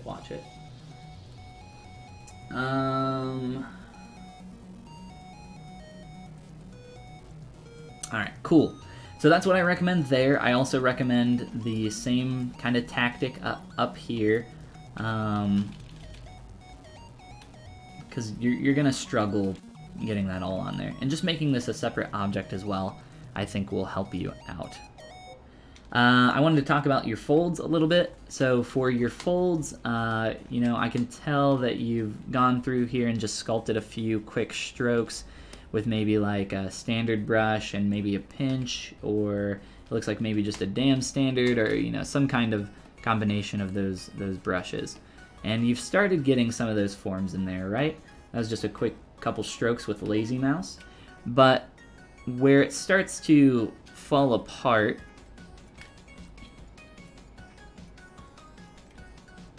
you know what? There's actually just some asymmetry going on over here. That looks like a spider web or something. I don't know if it's like a magical item that he acquired. But, here. So if you're doing these types of folds, you know, once you start to get those basic strokes in there, come through with like maybe a clay tubes or even like a smooth brush and start softening off the ends of these. Try to get them to flow and transition a little bit better. And then where you do have this buildup, you want it to not feel so stuck on. So I like to use my clay tubes brush and kind of blend that a little bit more gently, or even on the inside edge, you can, you know, here, I'll just use a brush that you have, the damn standard brush. You can just come through and dig that in a little bit more around there. But out here, you want to, you want to make sure with your brush stroke that you're starting to fade that stuff in a little bit better. And then just, start building up this shape. A fold is not just a stroke on your mesh, it's this billowing form that you got to build up, kind of like with water. Directionality of your folds is also incorrect. I would pay attention to a lot of these V shapes that we're getting in the arm. This sleeve over here, you're gonna have to do a little bit tighter. I'm not sure if it's just the part that's underneath, but even looking at this, your folds are going the wrong direction. You want most of your folds to be shaped pretty much just like a V, or think like a zigzag. And then from there, it just takes a little bit of extra form building. And you can play with these and build them up to your heart's content, but with just like a quick example here, just to show you what more so you'd be looking for. I'll just do a quick few zigzags here, quick few V shapes, and that'll be more so the shape that you want. And I've done this kind of in the crease of the elbow and the crook of the elbow. There, specifically for that area, you're gonna want more of like a hollow, but in general, pay attention to the fold direction that's going on in your concept and try to match that a little bit more closely. For the shape here, I think you've just gone a little overboard on your forms. Based on the material here, we do want to just look at our concept and really pay attention to it. And from what I can tell, this is a lot just more chill here of a fabric, not quite as strong folds that you got going on. So I just take the time to look at your concept and match some of the larger shapes that you see going on. What I find very helpful is to go into Photoshop or Paint, whatever app you want to use, and do a quick little draw over of some of these areas to block out where these larger shapes are happening. And I can see the shadowed area, so I know that there's a little bit of a fold there. But for the most part, you just kind of overdid, I think, the information here. So I think taking that a step back, matching the fabric, really thinking about what the fabric is made of, and maybe even looking up some additional references can help you out. And just paying attention to the larger form here, as it feels a little weird that it's kind of dipped in and concave there. So I'm just getting a little bit more volume in those baggy kind of Aladdin pants that we got going on. Same down here, just pay attention to the direction of your folds, and that's pretty much all I'll say on the direction on folds. We'll look at some more stuff here. Got some cool stuff going on with your ropes and such. Bag is pretty nifty. You just kind of Dynamesh this, it looks like. You might be able to get that a little bit more clean if you, I don't know how you made these or if you downloaded these, but you could probably poly model this and get it a little bit more clean. Let's see. Before we go up to your face, we'll look at your hands a little bit. Whoops. So with your hands, you got some nice nails and such going on here. I think the only real thing that I am, picking out here at first, just a little, unconventional skin fold direction as well as some of these forms are just like a little bit too carved in for these knuckles. So it looks like what you've done here is you've just come through with like damn standard or something and just like quickly, pulled across there. But that's not really how the form looks. It's a little bit more complex than that. So I think that's fine for, the initial shape, but taking the time to go back through and, really shape this up. What's going on here? Being very laggy. Do you have layers on this by chance? No, just being a little laggy. That's all right. We'll deal with it for a little bit. So it's a little bit more complex, and just focusing on that, it looks like proportionally some of your fingers, finger lengths are a little bit off, specifically in the tips of your fingers, and your fingers are a little bit fat in general. So I'd maybe thin those out, look at proportional distances between there, and keep pushing forward. All right. Quickly look at the face. Potato hands. Yeah, just a little bit too fat in some areas. Alright. So, let's see what we got going on. You do have a lot of good shapes going on in your face. In terms of accuracy, I'd say your nose gets a little bit too fat, so you might want to taper that in a bit, just kind of looking at the reference here. Ears feel a little bit too long proportionally based on what I'm seeing, so you might want to shrink those in just a tad.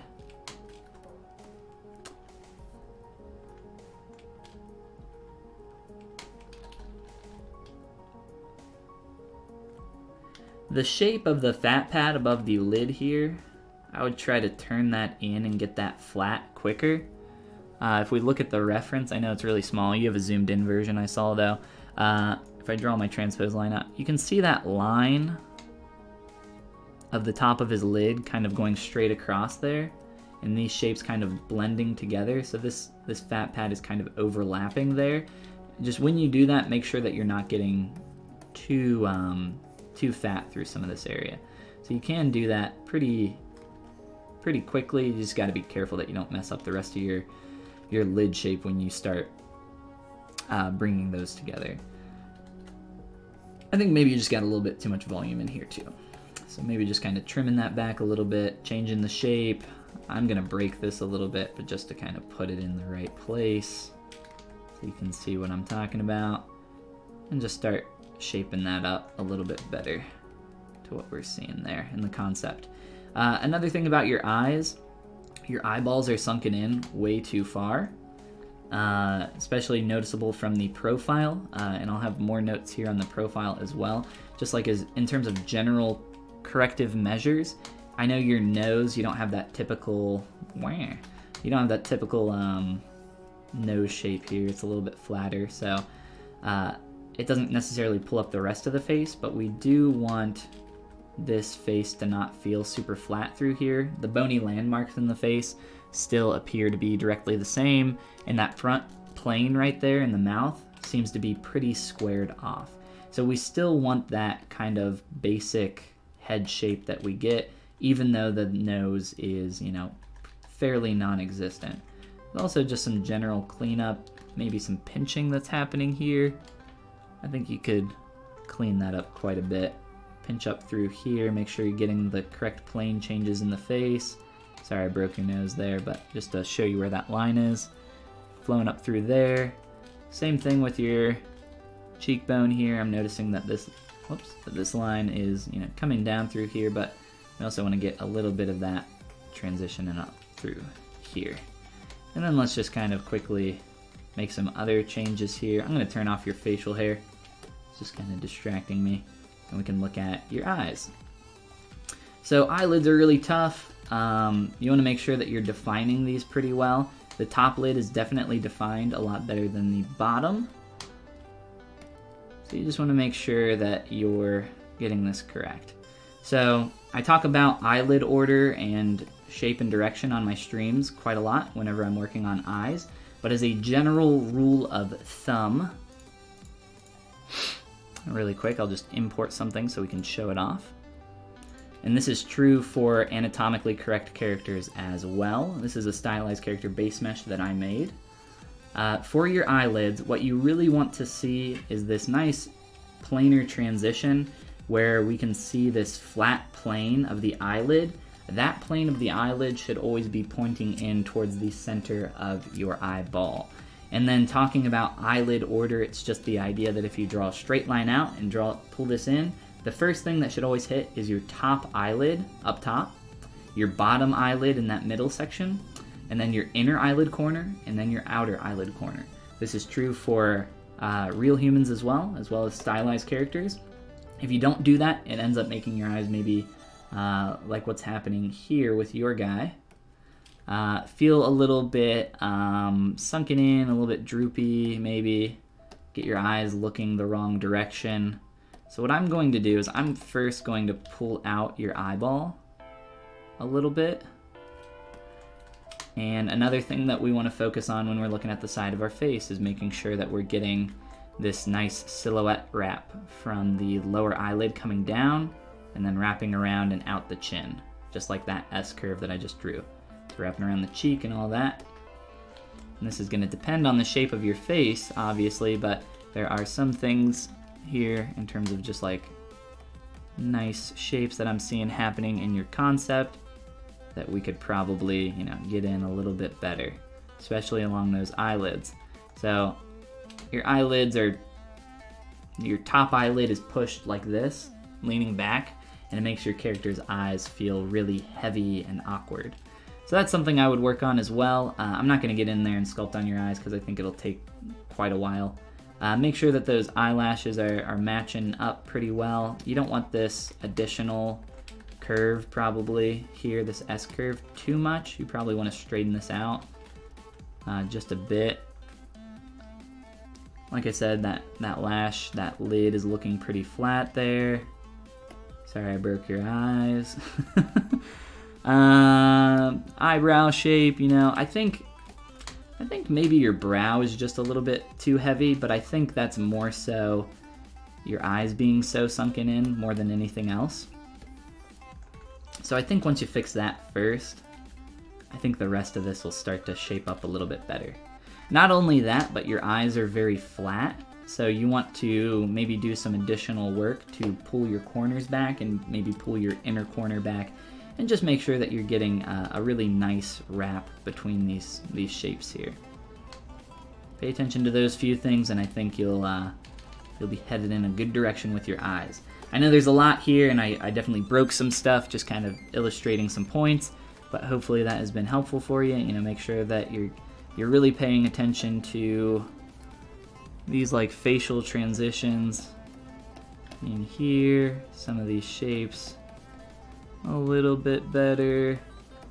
Other than that, you got some cool stuff going on. I think you have a cool character here.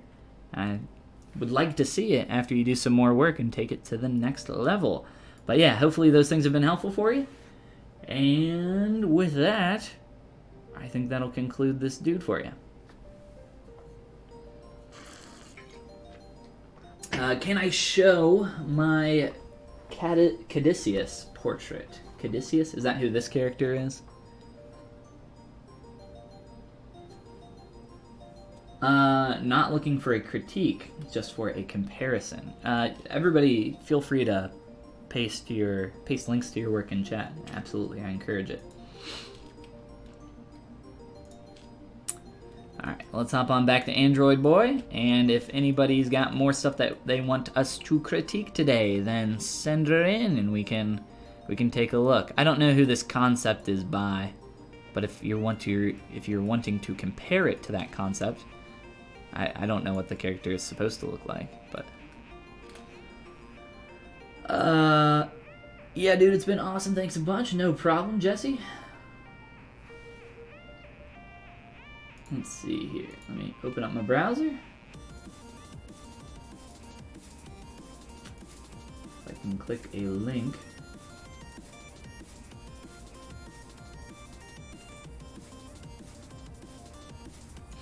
So here's your Caduceus. I believe I'm saying that correct. I think there's some shapes in the mouth that are not quite as accurate as what we were seeing. He's looking neat. You got some cool lighting going on. Love me some good rim lighting. I think maybe your character actually suffers from the same thing in the profile as his. I like that your eyes are, you know, pulled out a little bit more. But trying to get that squared off point of the mouth. Your upper lip should always be above that lower lip. It makes it feel very awkward. It makes it feel like your face got punched super hard by like the Hulk and you got smashed in, right? So I think pulling out around that area would make that feel a lot more concrete and closer to a more masculine face as well. But yeah, you got some cool stuff going on, man.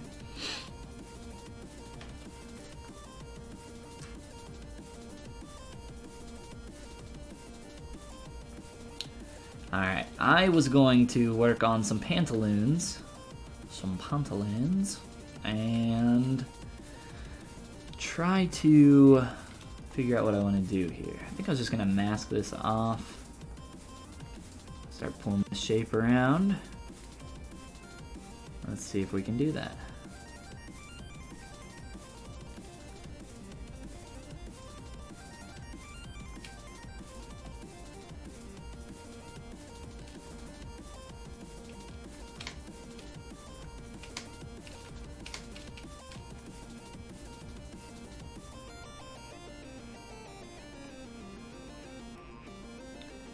And this is something I might do to the sides of the pant legs as well after I boolean out the line that I made. I was thinking about this earlier.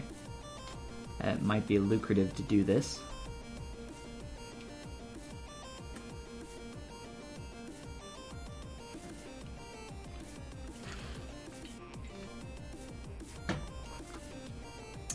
Ventilox, what's going on? One picture is probably not enough to point out what's wrong with the face, but you can point out a lot.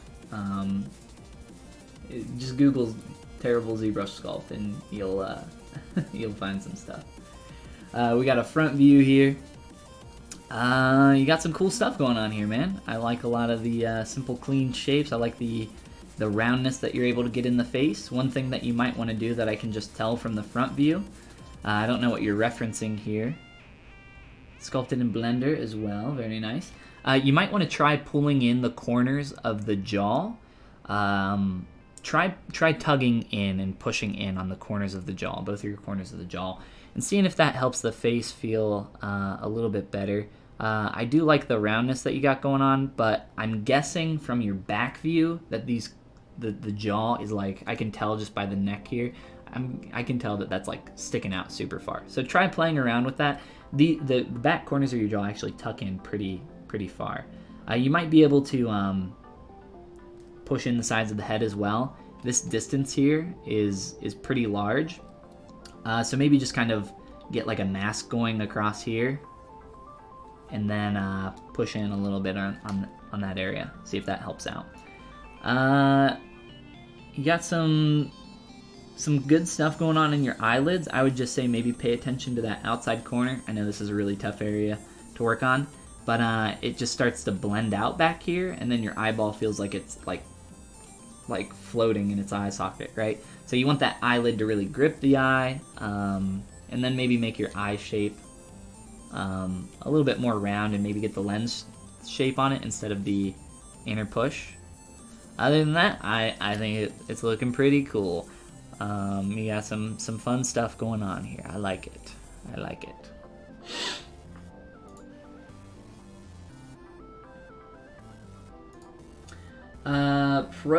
Pro says the link to my Ford, or which one's silent?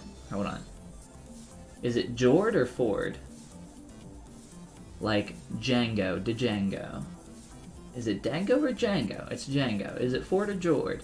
It would be good to have some critiques on, particularly the mouth, which I had some blend shapes on to test animating the mouth. Let's see. So this is Ford or Jord. I don't know which. I think it's got, you know, some of that old man, you know, missing his teeth kind of feel as well. But yeah, you know, I would probably get that out a little bit more just based on the silhouette here. The chin feels just like it's breaking up that silhouette in a really unappealing way. And I think fixing that up could really help your silhouette out a little bit more. You got a little bit of that corner of the mouth shape going on.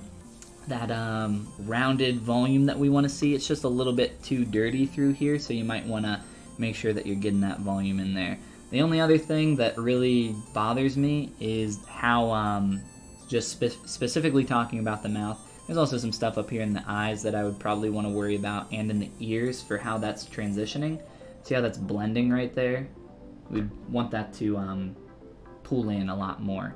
Look at some images of some real ears, or look at your ear in the mirror.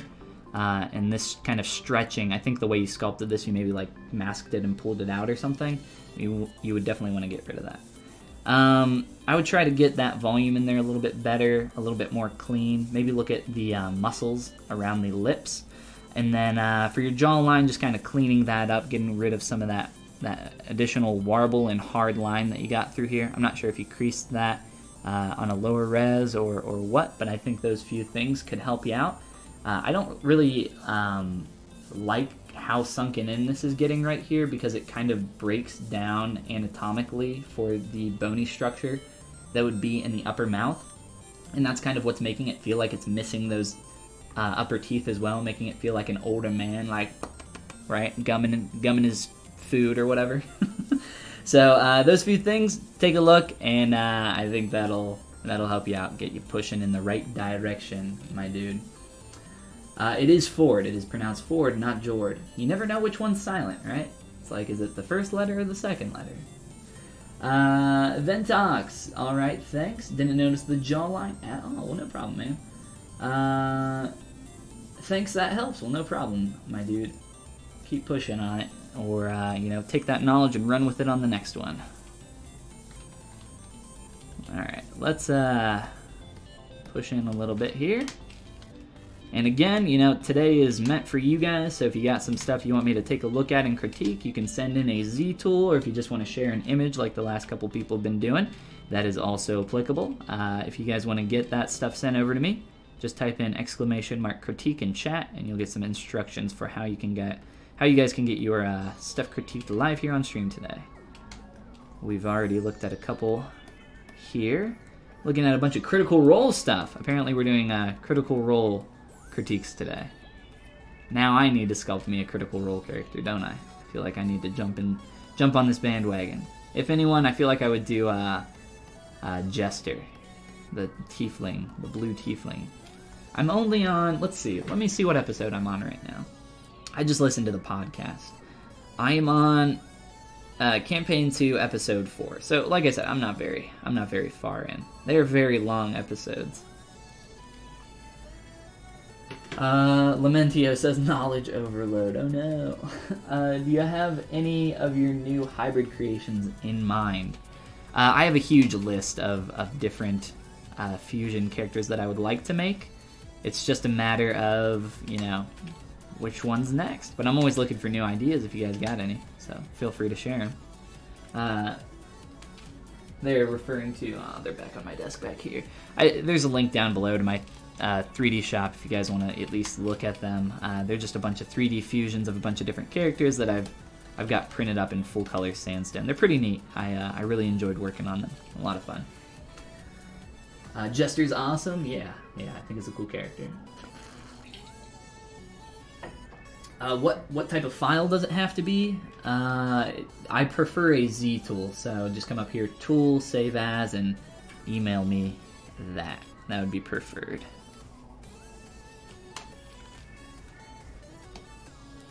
Alright, let's do some quick little... Let's see, how do I want to do this?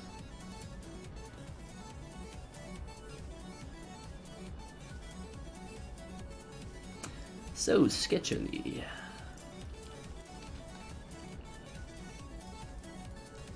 I might also do some poly painting in some of these areas to make like these creases a little bit darker compared to what I'm seeing here in the reference. Kind of like a lot of that. We got some jesters that someone else has created here. Let's see. Got 2 of them by Lindsay and Elizaveta. So go check these out on ArtStation. It's pretty neat. That is a big old mouth. We got a nice stand as well. I have seen this one before. Pretty neat. Some stuff going on there in the face that's interesting. I think I've seen this one as well. I'm not sure. What's up with the giant lollipop? Does she actually get that at some point? Pretty neat. I like it. Let's open our chat back up here.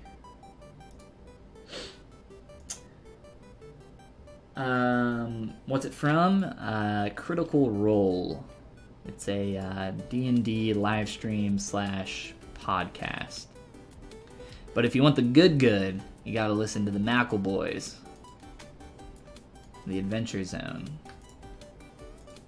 That's where the good stuff is.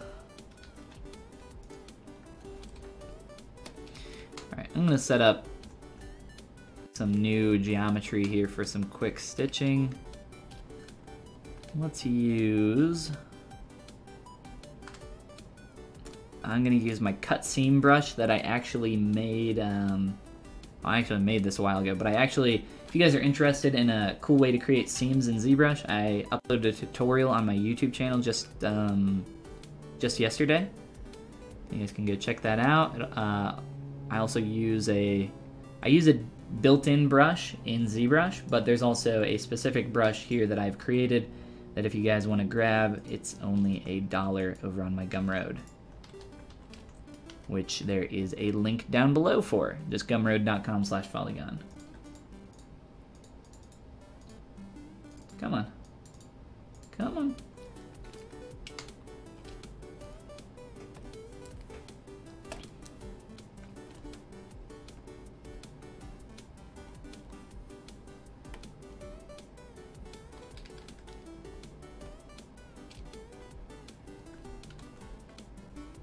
So this utilizes live booleans in a way to get some pretty interesting shapes. And then after you've placed it in, you can manually adjust it, like what I'm doing right now. Pretty cool, huh? So you can use that to create all sorts of different shapes for your seams. Right now, this is a very simple, just kind of tucking in and tight pinched shape right there. But you can get as complex as you want. So you can get like kind of that overlap that you would see maybe in something more like this. What I'm just doing is using this for a basic shape. It's pretty small. Nobody's really gonna come in here and inspect this, but I have kind of got some overlap going on in some of these other shapes as well. So trying to pay attention to some of those details since we're getting near the end of our sculpt here. She does, it's the best weapon. I have not gotten that far. I'll have to check it out. It's a good podcast, I enjoy it.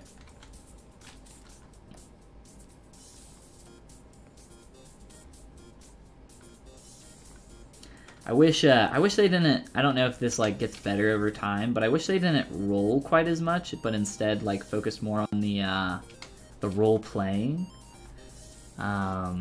Instead of like handling things based on, you know, ooh, this is what the dice said. Like, it just seems like they're doing a lot of that. Whereas I really like in the Adventure Zone how it's more of, you know, how persuasive can you actually be as a character?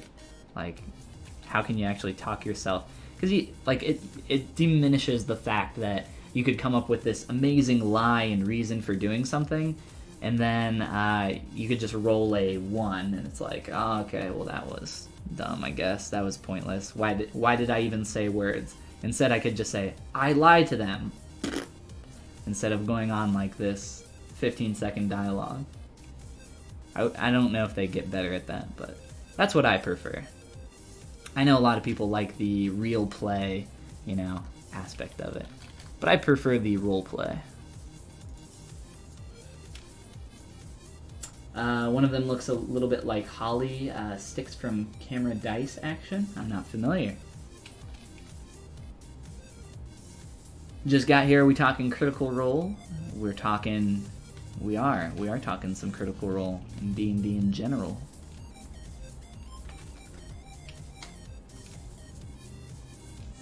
Alright. Let me grab some darker poly paint over here.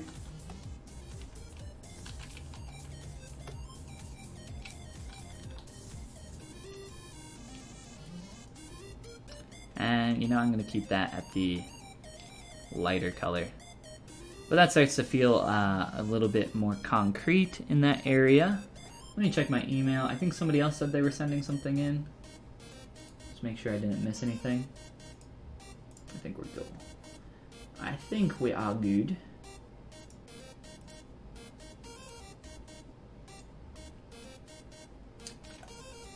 Stabs Gliffy with his wooden sword. Hey, play nice. Don't want to get splinters. Alright, I think there are a few actual things I want to do here with my pants. Let's grab our pants, grab our live boolean segments, which I've already set up for my seams. And let's go to boolean. Make sure that's the only stuff that's visible. And just make sure we don't crash here in the middle of this. Quick save and then click on make boolean mesh. Let me actually delete a couple of the other models that I imported here. So, Caduceus, sorry boy, you're going away. And Lamentio's model, going away.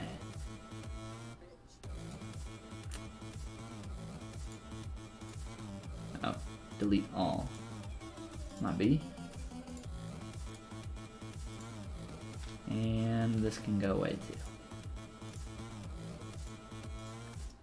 Alright, make Boolean mesh, please. Do your little peasant calculations. You've probably watched every episode. I plan on catching up eventually. It just takes time. I need to subdivide these.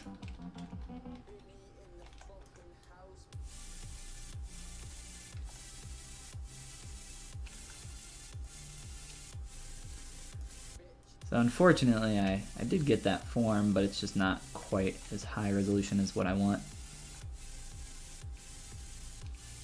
So let me try that again with the subdivisions. Make Boolean. Sure. Make Boolean cube. Twice probably. A lot of content to catch up on. Yeah, they're pretty long episodes. Come on, make the dang thing.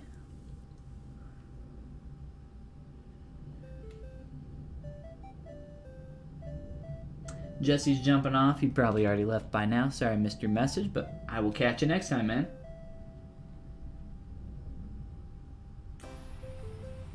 How far into campaign 2? Just episode 4 right now.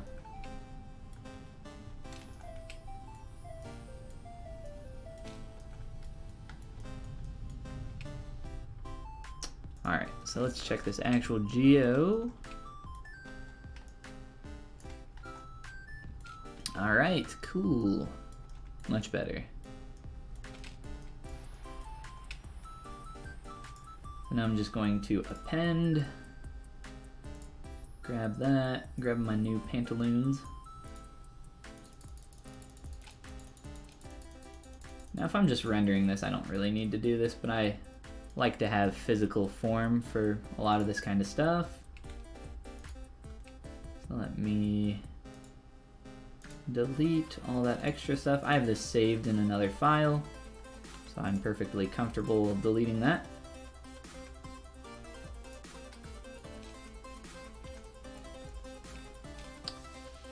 And then for anywhere, let's see.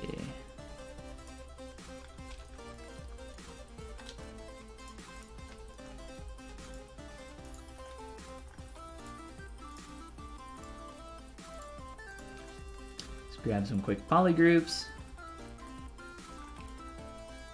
and adjust some poly paint colors really quick.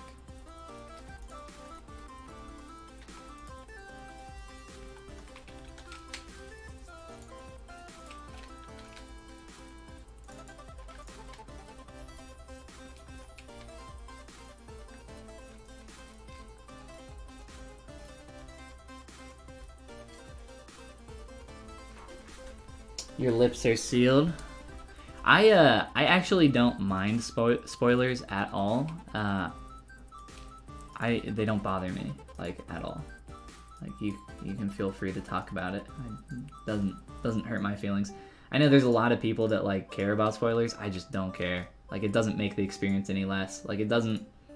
Like I might know something's gonna happen, but seeing how it unfolds is, you know, a lot different than just knowing the end result. There's some study that's like knowing the end result of some kind of action can make the experience more enjoyable because you know what's going to happen, but leading up to it, you know, figuring out how it all unfolds makes that very interesting. So I don't really care. It doesn't really bother me.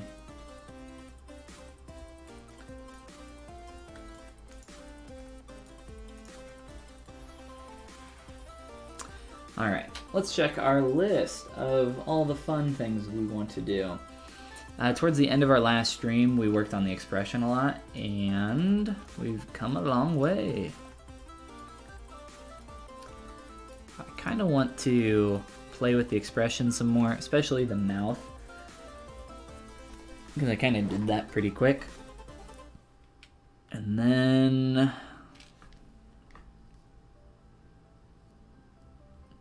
I feel like we are very close in a lot of areas, but some things just feel a little bit off here in the face.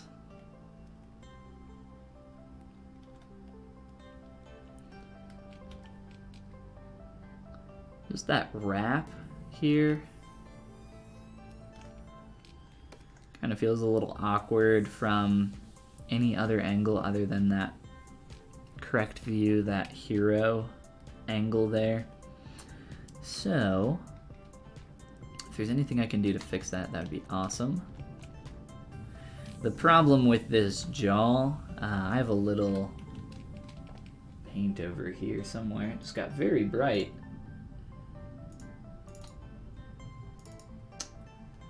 Looking at the shape here, just with a quick draw over, seeing how that transitions.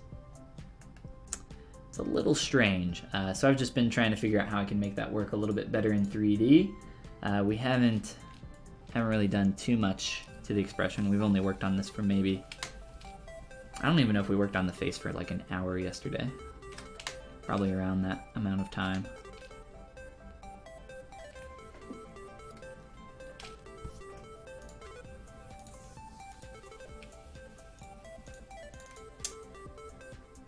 Heading into lurk mode, pro. Nice. Lurk mode activated. The lurk mode is the best mode. That's the mode of the majority.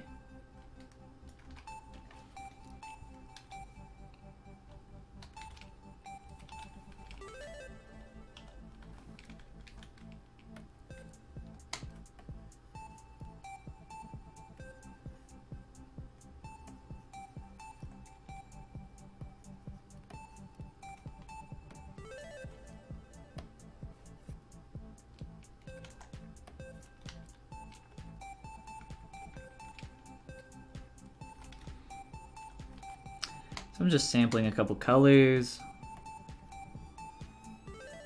I sometimes will hand paint in some shadowed areas like around the nose. For the most part though, I don't like to do a lot of that.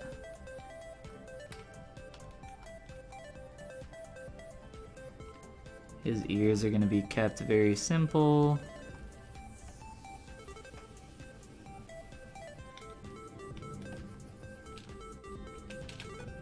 That starts to get pushed a little bit too far.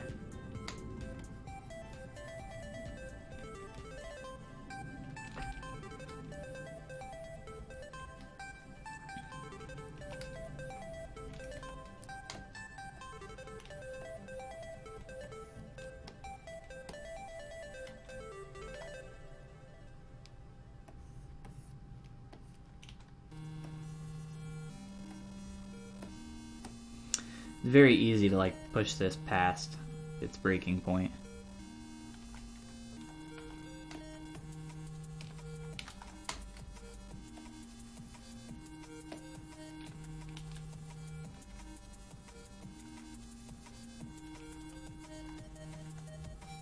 I actually think that's pretty much all I wanted to do there. In terms of poly paint, at least.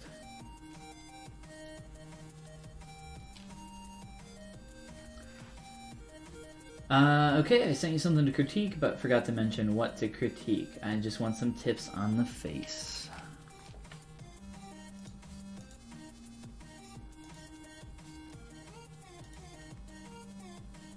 I will let you know when I get it. I have not received it yet. Make sure that you got the email correct, because one person, I think the last person maybe didn't. Or maybe just my email is being dumb. I didn't see anything in my spam. But I will wait. I've been lurk topoing for a while. Heard all the critiques. Of course, Seagull. Seagull's the ultimate lurker. Actually, the ultimate lurkers are the ones that never speak. You know who you are. I also know who you are. I can see you. I can see you all in the chat. I can check. I can check every single person's name. I know your lurking secrets.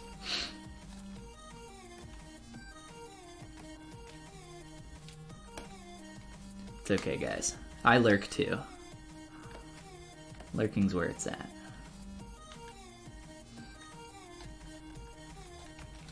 I'll just talk to myself and slowly go insane over the next couple hours.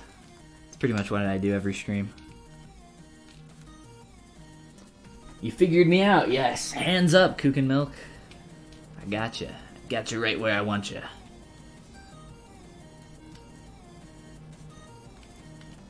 Like, what do they say in Oblivion? Stop, thief! And then they run into a table. That's me. Weird, the email is correct. Maybe it just didn't go through yet. I just need to go check again. I see it. Nico, crush my dreams. No, this is not. This is not Bully Saturday. Damn it. We're critiquing to help improve. Okay, fine.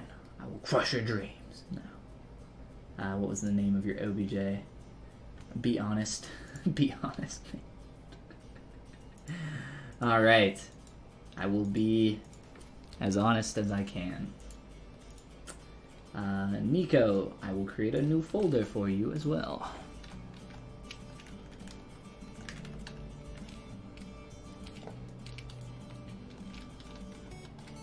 Alright.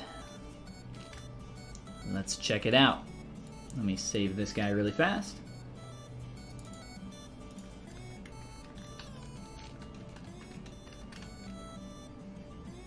Save it, save it, save. Now you haven't provided any reference images, so I'm guessing that this is just kind of like a general thing, so we will take it as that. Let's sent me an OBJ, so I think I need to do it this way. Import, overlay on top. Alright, that's right. This is what you just sent me. Okay. And this was sculpted in Blender, so you cannot send me a Z tool.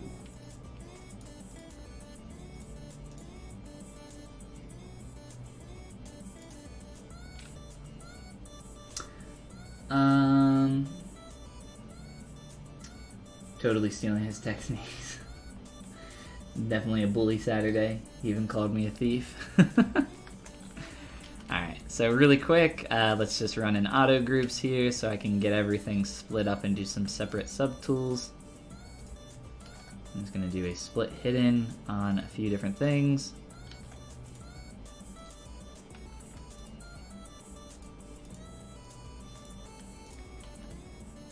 And let's see if I was correct about what I said in the 2D. I'm going to guess that I was, but we will find out here shortly.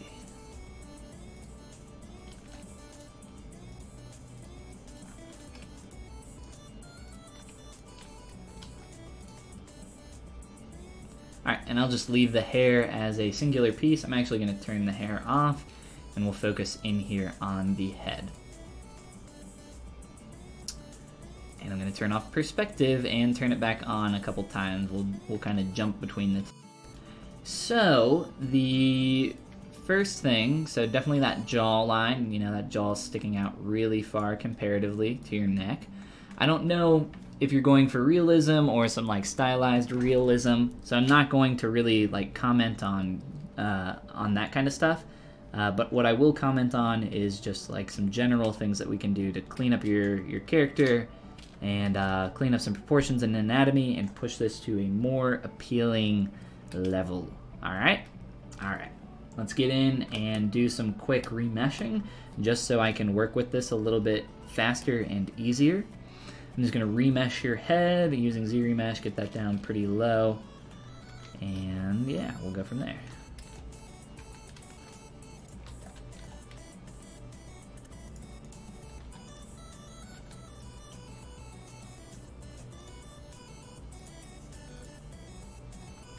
Your neck I don't really care about too much in terms of keeping form, so I'll just do a quick remesh. It's probably fine. Eyes, ears, all that, that's fine too. Mainly just the face. Stop, you're violating the law! That's what it is. Going back to your chibi character, nice, nice. Slightly stylized. Right, so stylized, it doesn't mean anything specific. Stylization just means that you're aiming for a specific style. It could be World of Warcraft, it could be Disney, it could be a comic book, it could be comic book realism. Stylized doesn't really mean anything specific. So, I'm going to keep everything in pretty much the same style that you have, but just make some corrections here and there to push some things to be a little bit more appealing. Yeah, I think you do have some really good stuff going on here. So, the first thing that I want to do, that I mentioned to you, was the side of your face is just really pushed out. So what I recommend that you do is look at your character from these really extreme views, like top down and bottom up, and that will really help you figure out some of these areas where you might be having some problems that are, you know, something like this. Maybe the head's a little bit too rounded or anything like that, so I'd maybe take a look at those areas. You know, proportionally, just looking at the profile, I think your chin is way too strong for such a kind of cute feminine face that I think you're trying to go for here. So let's really bring this chin down, and really also let's just go ahead and tighten up this jawline as well. And then after that, we'll be able to clean this up a lot better, I think. So let's really define this jaw and where that's going to happen. So just very quickly get that into place. The jawline comes up pretty high, and then up through here you're going to want to blend the neck into this area, which is another thing that we want to look at because your neck feels, even for something like this, just too thin. So let me play around with that just a tad. And do a few more changes to the jawline here, this shape in general. And I think we're starting to get in a little bit of a better direction, slowly but surely. Stuff takes a little bit of time to do. Sculpting is a very slow process. I'm sure you realize that. You worked on this character. Your mouth is a little small, I think. I would just kind of make that a little bit bigger. Just feels a little bit awkward to me. Maybe focus a little bit more on getting some more wrap in your lips, specifically around just making sure that you're getting enough volume in there, and then that'll also help you figure out the transitions of the face as that's coming down. Feminine face, you know, you don't want a super straight, strong jawline, right? So we want to work on pulling that in a little bit. You know, you can exaggerate that tuck there quite a bit, but you might lose some of the roundness that we're seeing in your face. So to counteract that, you might have to, you still probably want to get that tuck on the jaw, but what I would recommend doing is maybe coming in here and sculpting out some of this volume a bit and starting to round your face back out. So you can keep that roundness of the face, but you know, bones of the face tend not to shift all too much. There is variation in skulls, but maybe not as much as you would think. Depending on, you know, ethnicity and all that, you know, there in male or female faces, you know, there is some variation there. For your brow, I'm just gonna go through here and tighten up some of these shapes a little bit. Kind of just do some changes, as well as through the nose. I think the nose, I like on females like this, I like small, cute noses, right? You don't want this big honkin' schnoz on a nice, cute girl. That ends up looking really weird, but you might want to do some stuff just to work on cleaning up your nose just a tad, and kind of planing out some of these transitions a little bit more. Through here. And again, a lot of the time with these small female faces, you don't want a huge plane break in your nose because that makes it feel even larger. So playing around with how much that is sticking out can be helpful. And you're going to notice that I'm making a lot of these changes without perspective even being on, which is totally fine. I don't know how it works in Blender, how your perspective and all that works, but I like to switch between those modes on and off and on while I'm sculpting. So just to make orthographic changes, I like to keep perspective off, and then when I'm kind of zooming around here, I'll make, you know, just general changes with perspective on. Just looking at the transitional planes of the skull, you might want to take another look at your forehead and just figure out exactly how that's working through there. Look at as many different reference, or you know, look at some really good references. I don't know what you're referencing for this specifically, but just to like figure out where some of these transitions are occurring will really help you out, I think.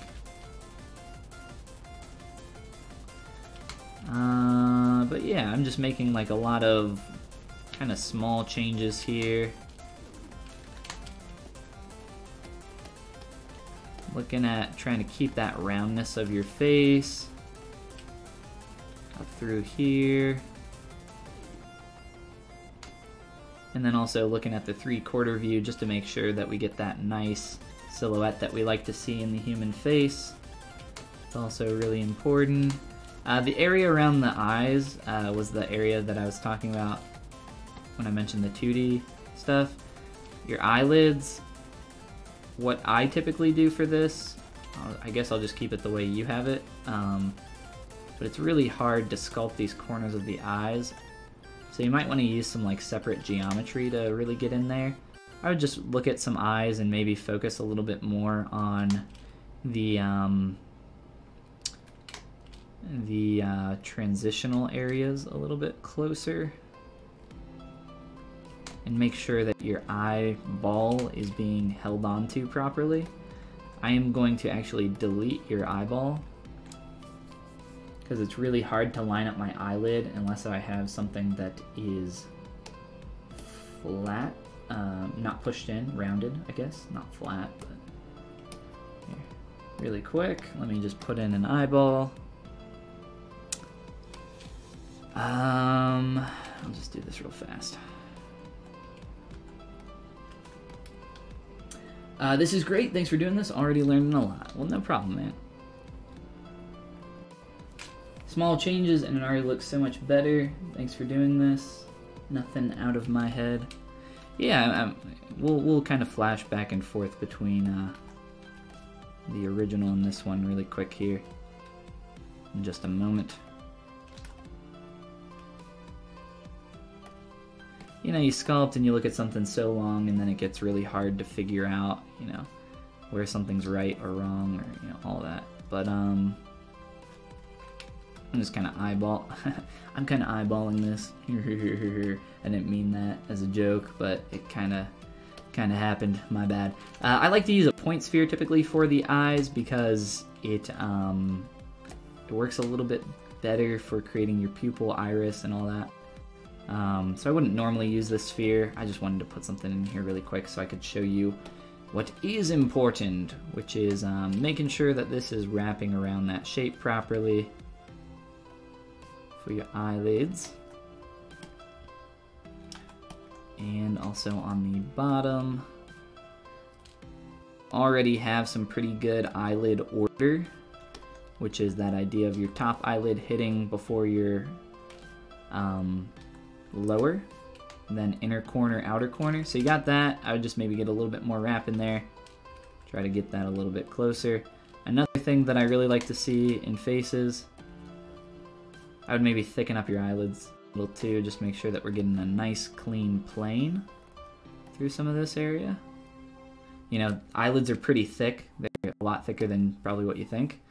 But through here, through this lower lid, I like to get like a little bit of pinch in here and then start to transition that out a little bit better.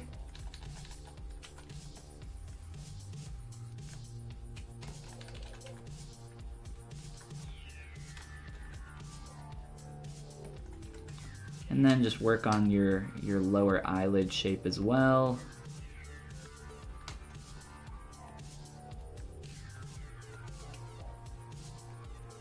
eyes are tough, and I would recommend spending quite a bit of time on these, you know, if you want to take them to the next level.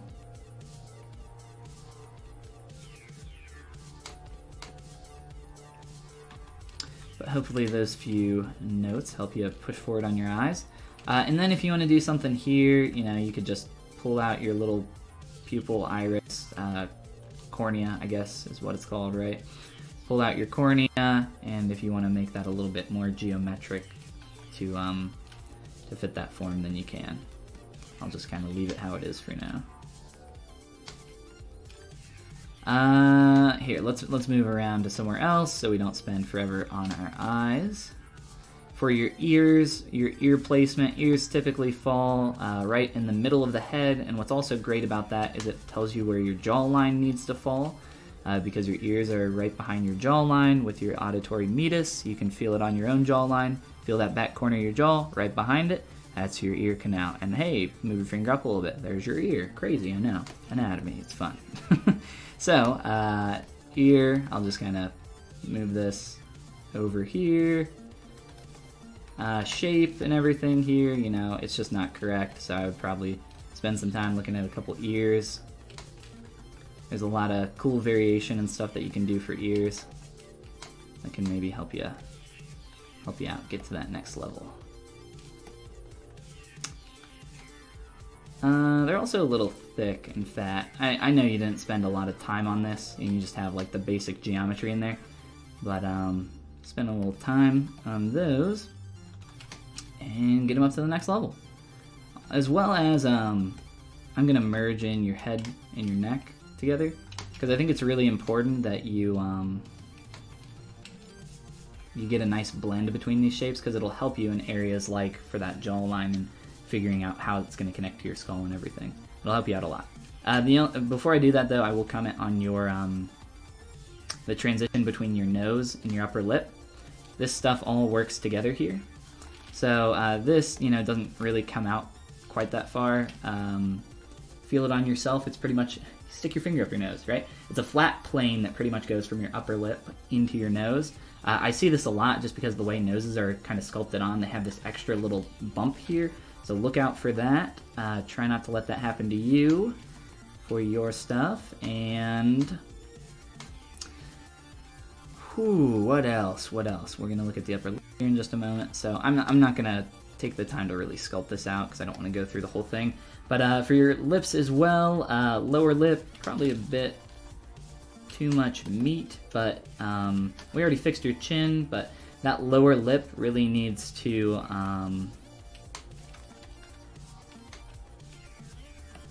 blend into this shape here. So give me a second while I work on that area. And the shape of the lip right now, it's just not quite what we want. The shape of both lips. I don't have my other character imported. But look at some references for some lips. Bottom lip, essentially got the two main fat pads, got a little bit of a dip or crease in the bottom. I like to keep my lips separated. It makes it a little bit easier to sculpt on them than when they're pursed together like this. So maybe that's something you can look into. But all this shape kind of blends into this shape for the chin down here. And then you get this kind of pinch around here, and this all wraps together. And it's not as apparent on female faces as male. We don't want to exaggerate a lot of these areas in the face. We want to have it soft and rounded and nice and clean and cute, right? Get that feminine appeal, them feminine wiles. But with just like, you know, a few quick pushes, pulls, and pinches, I think that bottom lip is starting to look a little bit better. So that's something I would look at. Make sure, you know, look at these extreme views, getting a nice wrap around for your mouth. I think the other thing we did was just make your mouth a little bit bigger. Same thing for your upper lip. This feels like very kind of like almost pursed, or like she's making a duck lip, or what's it called? Duck face? What the hell's that called? I can't remember. Nobody does it anymore, so it's not a meme. Not a meme anymore. But anyway, yeah, so I think a little bit more cleanup around here. This is just a little bit too exaggerated for a female character like this.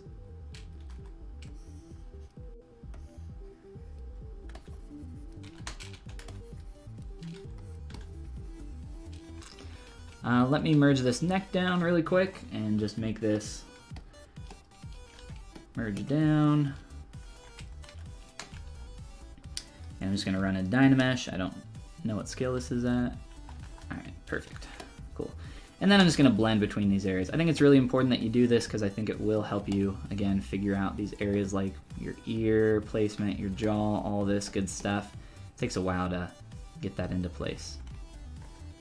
Let me just remesh this really fast now that I merge those together. Trying to jump around pretty quick.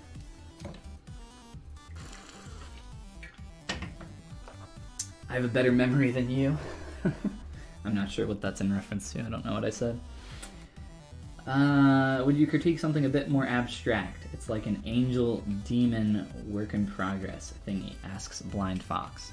Sure, send it my way and we can take a look. Try to be specific though with what you want me to critique specifically about it, since it is something that's a little bit more abstract. Alright, so let me just project this back up. I think we got a little bit too much manly bony structure up around here.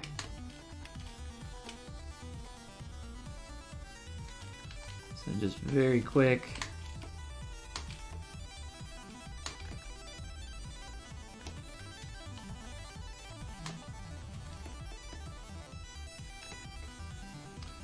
Fill in some of that. Just little stuff that I'm picking up on as I move around here. Trying to get to it all, but I know I won't be able to. Hopefully we can just do as much as we can. And that'll be enough. Alright. Let me turn off those brows for a little bit. I would say for sculpting brows or anything like this as well, make sure you're not getting first of all, these are like really thin, and then second, they're very fat and thick. So I would maybe, you know, squash these down however you want to do that. Get them a bit more thin. You can absolutely sculpt hair on here. You might want to sculpt it directly on your mesh as well. That might make it a little bit more, might be able to go towards more of a realistic angle that way. Oh, and I just destroyed it all. Cool. Alright, so a little bit more thin in terms of how far they were sticking out, and a little bit more thick in terms of the horizontal view there.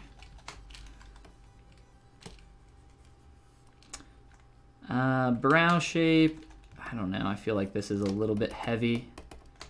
Feels like it's getting a little bit too masculine in some areas just from the profile view, and that all starts to wrap around and you can feel that from the front as well.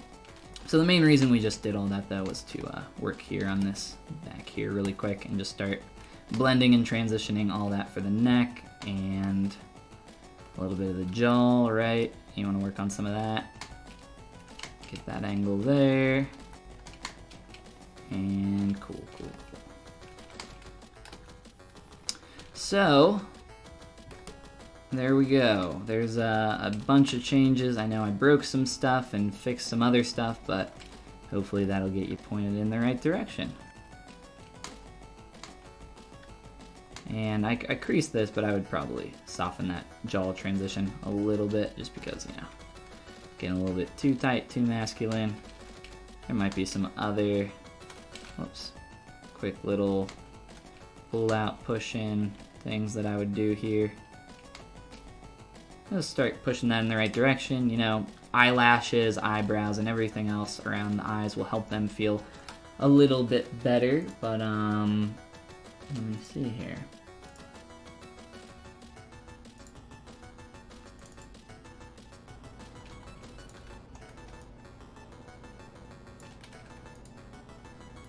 So a lot of this, you know, I've pushed pretty far and I've gotten away from a little bit of your stylization, I think.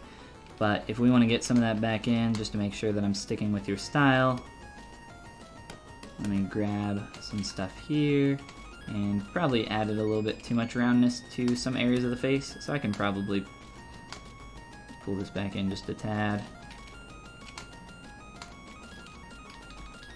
And if you want to do the thing with the eye that you did to catch the light, what a lot of traditional sculptors do do this like really quick and rough.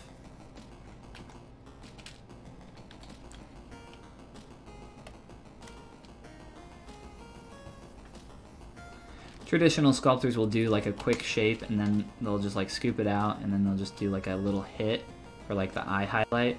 So I see that a lot. I'm not really a huge fan of that, but if you want to sculpt on your actual eyes and play around with that. You can also, just to fit your stylization, your eyes feel a lot larger because they're kind of open in the corners. That's totally cool if we want to push that direction a little bit more here. And let's see, what else? Just to make sure we're fitting some of that style that you already had in there that I don't want to lose too much of. Mainly just trying to focus on stuff that you can fix and clean up. But yeah, I hope that's been helpful for you. I could sit and play with this all day, but we don't want to do that. So good luck to you, and yeah, cool. And then we had something, what was it? Something a little bit more abstract. Did we get that? It doesn't look like I got that in my email yet. So that might be coming through the pipes, but other than that, I'm gonna jump back on my, let's see, my Android boy here.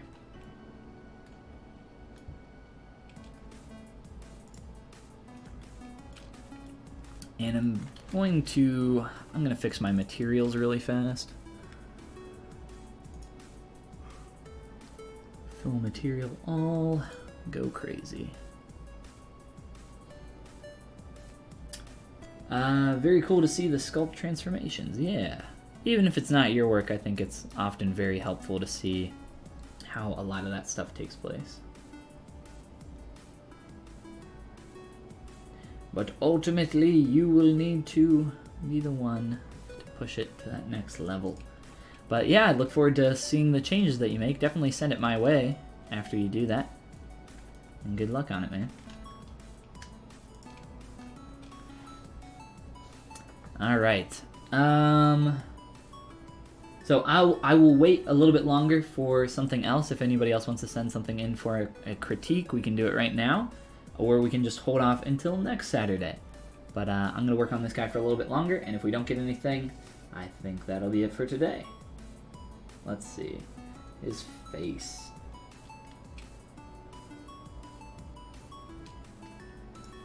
A lot of what I have left to do on this guy is mainly just some things in the face that I want to take care of. Ugh, it's been a lot of work on this guy, that's for sure, but it's been worth it. We'll try to improve and keep me updated. Awesome. Well, I know you definitely will improve. There's no way it can get worse, right? It always gets better. That's not always true. But I think you'll kick some butt, dude. I look forward to seeing it.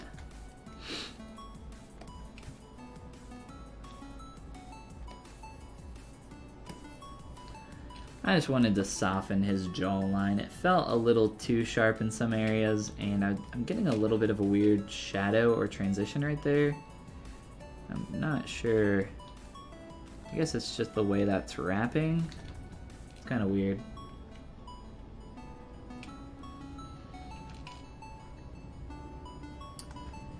I'd love some topo tips, some topology tips. Do it good. Take your time with it. I don't have any general tips on a lot of stuff.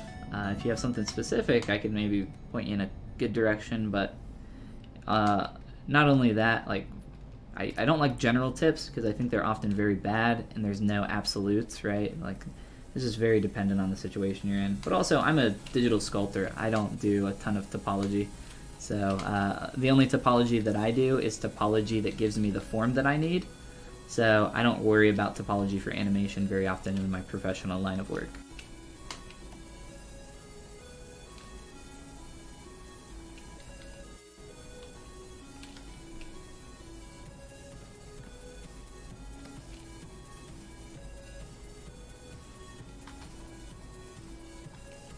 Okay, I'm just going to leave that how it is.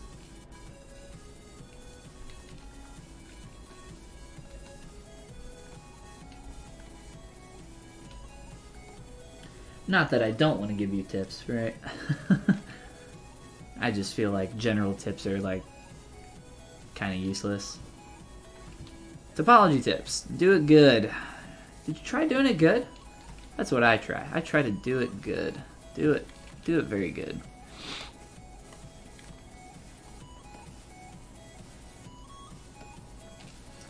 I feel very inconsistent sometimes. Yeah, I mean, that comes with time and practice.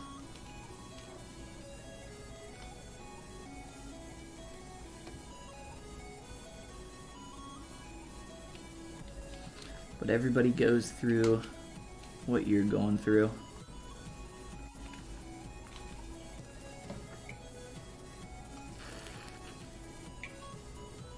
Ryan Angle says everybody is let that way. Yep, absolutely.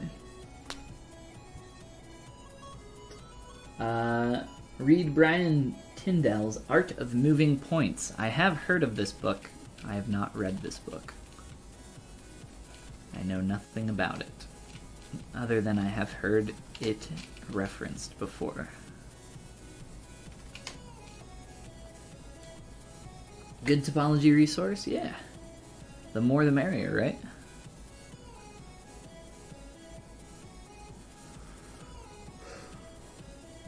Oh boy. This guy's face. It's all wonk. Alright. So I gave a little bit of time there for anybody else that wanted to send in a critique for us to look at. So I think, I don't think we got anybody else for today. And if we do get somebody popping in here a little bit late that wanted to get something critiqued, we will be doing the same thing next Saturday. 7, 8, which is the 29th? Question mark? Yes, the 29th. So we'll be doing the same thing next Saturday, noon EST, same time, same place. I stream every day except for Sunday at noon EST here on my channel, and I stream on Tuesdays here and on the Pixelogic ZBrush channel. So yeah, cool guys. Thank you so much for coming and hanging out. I would greatly appreciate it if you checked out something here. Gumroad.com/Follygon. There's a link down below. Got some courses, tutorials, brushes, materials, all sorts of good stuff on here. These top courses from right to left are you know, absolute beginner stuff, a little bit more intermediate level course, and then some more advanced stuff on there as well. So I'd appreciate it if you check it out. I don't pay anything to advertise. The only way people hear about it is through here on my stream, and you guys sharing my stuff, which I always greatly appreciate. But other than that, there's links down below where you guys can check out more of my stuff. And yeah, you guys have an awesome weekend. I'm going to find somebody to shoot a raid real quick on ZTwitch. If anybody knows of any cool artists online that are deserving of a raid, then let me know. We'll check them out. But other than that, yeah, guys. Thanks for all the advice today. Have a great Christmas. See you later. I am a Christmas boy, so I will enjoy that. I plan on getting... I'm hoping that I can get a new phone, because my phone currently is a big old hunkin' brick of garbage. It's a paperweight at this point. It's the Galaxy Note 5, which is the one before the one that exploded on airplanes. So mine overheats a lot, but it doesn't explode. It's an alright phone. It just does a lot of really stupid stuff randomly, and I don't understand it. It'll just like randomly turn off or freeze and turn back on, or like disconnect from the internet and stop working entirely. I don't know. But let's see. Dave Greco, I recognize that name. I've never checked out his Twitch stream, but we're about to. Let's go check out Dave. See what Dave's up to. Dave's an amazing, amazing artist. You guys will like this. So, Kook and Milk, Ventiac, Lamentio, Seagull, Blind Fox, Dafukenzan, everybody that's joined us today and sent in stuff. Hopefully the stream's been helpful for you, and I hope to see you guys on Monday for our next stream. Alright, peace out guys. Have a great weekend.